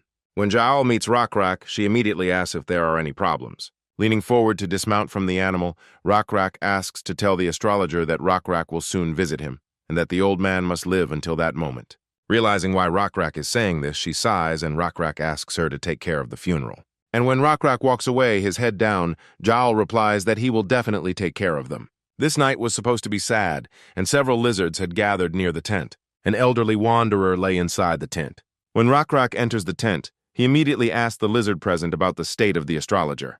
Bowing his head before the leader, the lizard reports that he has done everything in his power, but the wanderer does not have much time left. After a few moments, the old man quietly says that he is very tired. According to him, a lot happened both here and there. He visited many places, learned a lot, lost his arm and was exiled, but later met a leader and was able to teach many to contemplate the sky. The old man continues to sadly talk about how if you are a lizard, then one day an insurmountable fatigue and exhaustion will come. While the old man was talking about how there was only one way to cure this ailment, Rockrak gestured to the other lizard to come out of the tent. Rockrak was very sad to watch and hear his good friend, and he simply continued to silently listen to the old man. Continuing the phrase that the only way to be cured, the old man says that this way is to sleep forever. With a smile on his face, the old man says that he decided to be a little extravagant before his last journey and take up the time of the busiest person in the tribe. In the old man's opinion, time is the price of everything, but Rockrak laughed good-naturedly at the fact that the astrologer had the strength for jokes. But suddenly the wanderer says that he has a question that only Rockrak can answer. Hearing this, the leader immediately turns his interested gaze to the old man. The wanderer asks Rockrak what will happen to them after death. This was a question for the first chosen one, the priest closest to God. The old man was very interested to know what awaited them before death. And hearing such a question, Rockrak thought deeply about it. But the old man asks again if Rockrak believes that when they die, they will fall into eternal sleep, where they will possibly have eternal nightmares. But Rockrak honestly answers that he does not know, and does not understand why the old man decided that Rockrak would be able to answer this question. But the wanderer replies that this is indeed so, because the blue god of insects saved them when they were lost. Therefore, the old man hopes that even after death, God will continue to guide them. This is his faith. The old man asks if Rockrak believes that death is different from God's will, and the chief tells the astrologer that he is right. The blue insect god always guided them when they were lost, so he will continue to do so even after their death. A slight smile appears on the old man's face as he asks if Rockrak really thinks so. Whether he thinks it will be an awkward greeting to come face-to-face with God, Rockrak thinks it won't be that bad. Raising his head high, the leader imagines that there could be a huge field where they could run for fun, and the tail would touch the soft meadow grass, and a light crunch would be heard under their feet. There will also be a large boulder in that place where you can lie down and rest. It would be too boring if the weather was always good, so sometimes it would change to rainy or cloudy, and there would be a beautiful river next to the meadow. Suddenly, the wanderer sadly says that he would like to have a house where he could rest. Not a tent that would give the impression that he would soon be leaving, but a solid house where he could stay. Rockrak looked sadly at his friend as he talked about how he didn't like tents. The old man honestly admits that he doesn't like tents, and Rockrak begins to understand that the old man is tired of constantly moving from place to place. But if Rockrak's heart finds a place to rest, then as long as he can breathe, everything is fine. Suddenly, the stargazer asks if there are stars in the sky. But Rockrak says that there will be no loneliness there, because God certainly created the stars so that they could navigate and return to their homes. And at that very moment, Rockrak notices a blue glow in the sky. A blue butterfly flew up to them, and Rockrak extended his hand to it and asked if the Wanderer could see it. But after a short silence, the Wanderer says that his eyes are getting dark. The butterfly was sitting on Rockrak's hand when he realized the astrologer's condition. Frowning slightly, he says that he has a gift for the astrologer. Smiling, the Wanderer asks if Rockrak wants to fool around again. In response, Rockrak asks if the old man is going to refuse the gift again. Now he promises to find him quickly when the spirit leaves the old man's body. When the butterfly flew away, Rockrak leaned towards the stargazer in panic. The butterfly returned to its owner and landed on Stephen's hand. The guy thought about what would happen if he died in a lost world. Stephen receives a notification that all the conditions for creating an afterlife have been met, after which he decides to create it. The conditions for the afterlife were the necessary level, faith, resources, and a peaceful death, although the conditions for this peaceful death were not clear. The afterlife is an important element in the lost world, and even thinking through your afterlife views can increase your chances of winning. There are two divisions, and the first is heaven, where good people go. The second is a world where people are doomed to endless suffering. This division exists in order to maintain morality and ethics. The second world, like Valhalla, can be used as a training ground for warriors. And subsequently, those souls that were trained in the afterlife can be sent back to Earth. This will come in handy later in the game, but right now Stephen sees no point in rushing, because everything is just beginning. Stephen is proud that he can control the afterlife the way he wants. Thick green grass grew on the ancient meadow, and clouds walked across the blue sky. The Wanderer lay on his back with his eyes closed. Now the Wanderer's body was healed, as if he had never lost his limb. Suddenly he wakes up because the grass tickled his nose. When he opens his eyes, he stretches his healed hand towards the sky. The astrologer continued to examine his hand with surprise and joy in his eyes. After this, he immediately rises from the grass and directs his gaze to the sky. Then, looking back at the landscape in front of him, he wonders if this is a dream. But after thinking it over, he decides that this is the very place. The meadow that Rockrak spoke of, and the chieftain was right in his description. The old man's body was burned in a fire, and Rockrak stood closest to it. The other lizards lowered their heads, but Rockrak continued to stare into the fire. The old man sat on the grass and decided that he didn't need a house or anything like that. From the peace that came into his soul, a slight smile appears on the Wanderer's face. He thinks that this is a really good gift. The old man's soul became lighter, and he began to whistle some melody that was carried away by the wind. But suddenly he notices something interesting behind him and turns his gaze there. Turning in that direction, he notices other lizards that were lying on the grass. But the old man found it strange that those lizards still hadn't woken up. Approaching one of the lizards, the old man thinks that it would be impolite to wake up the deceased lizards. But suddenly his gaze was attracted by another lizard, which was located a little further away. He recognizes one of the lizard warriors who once learned arithmetic from him. This happened when the Goblin Alliance broke through their tribe's defenses and set up an ambush. The places that were inhabited by children and old people were in danger, and it was not clear whether they would be able to hold out until reinforcements arrived. The old man noticed how helpless the lizards were now and asked if this was their end. The goblins, whose tribes had united, continued to advance confidently.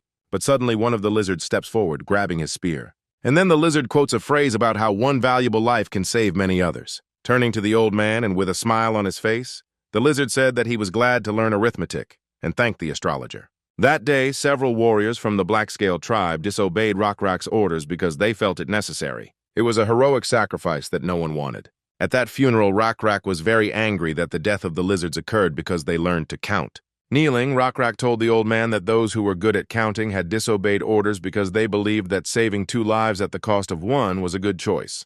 Turning his gaze to the chieftain, the old man asks if Rockrak thinks those warriors were wrong. But in tears, Rockrak replies that he is angry precisely because the dead were right, and being angry is the only thing he can do. Now one of the bravely fallen warriors was sleeping peacefully in the meadow. The old man recalls that it was thanks to this lizard that those who were previously uninterested in arithmetic began to take an interest in it. Covering his face with his hand, the old man admits that he is glad to meet this lizard again. Looking around the meadow, the old man wonders if there is really only grass here and nothing divine at all. But suddenly he notices someone's tail behind the tree. The old man is immediately surprised by this and begins to rise to his feet. When the tail began to disappear, the wanderer immediately began to try to call that lizard. A few moments later, he had already gotten up and was running after that unknown lizard. The old man pursued the lizard but did not understand where it was running. And after a few moments, the old man begins to think that there might be a deity here after all. The lizard led the old man to some stone building.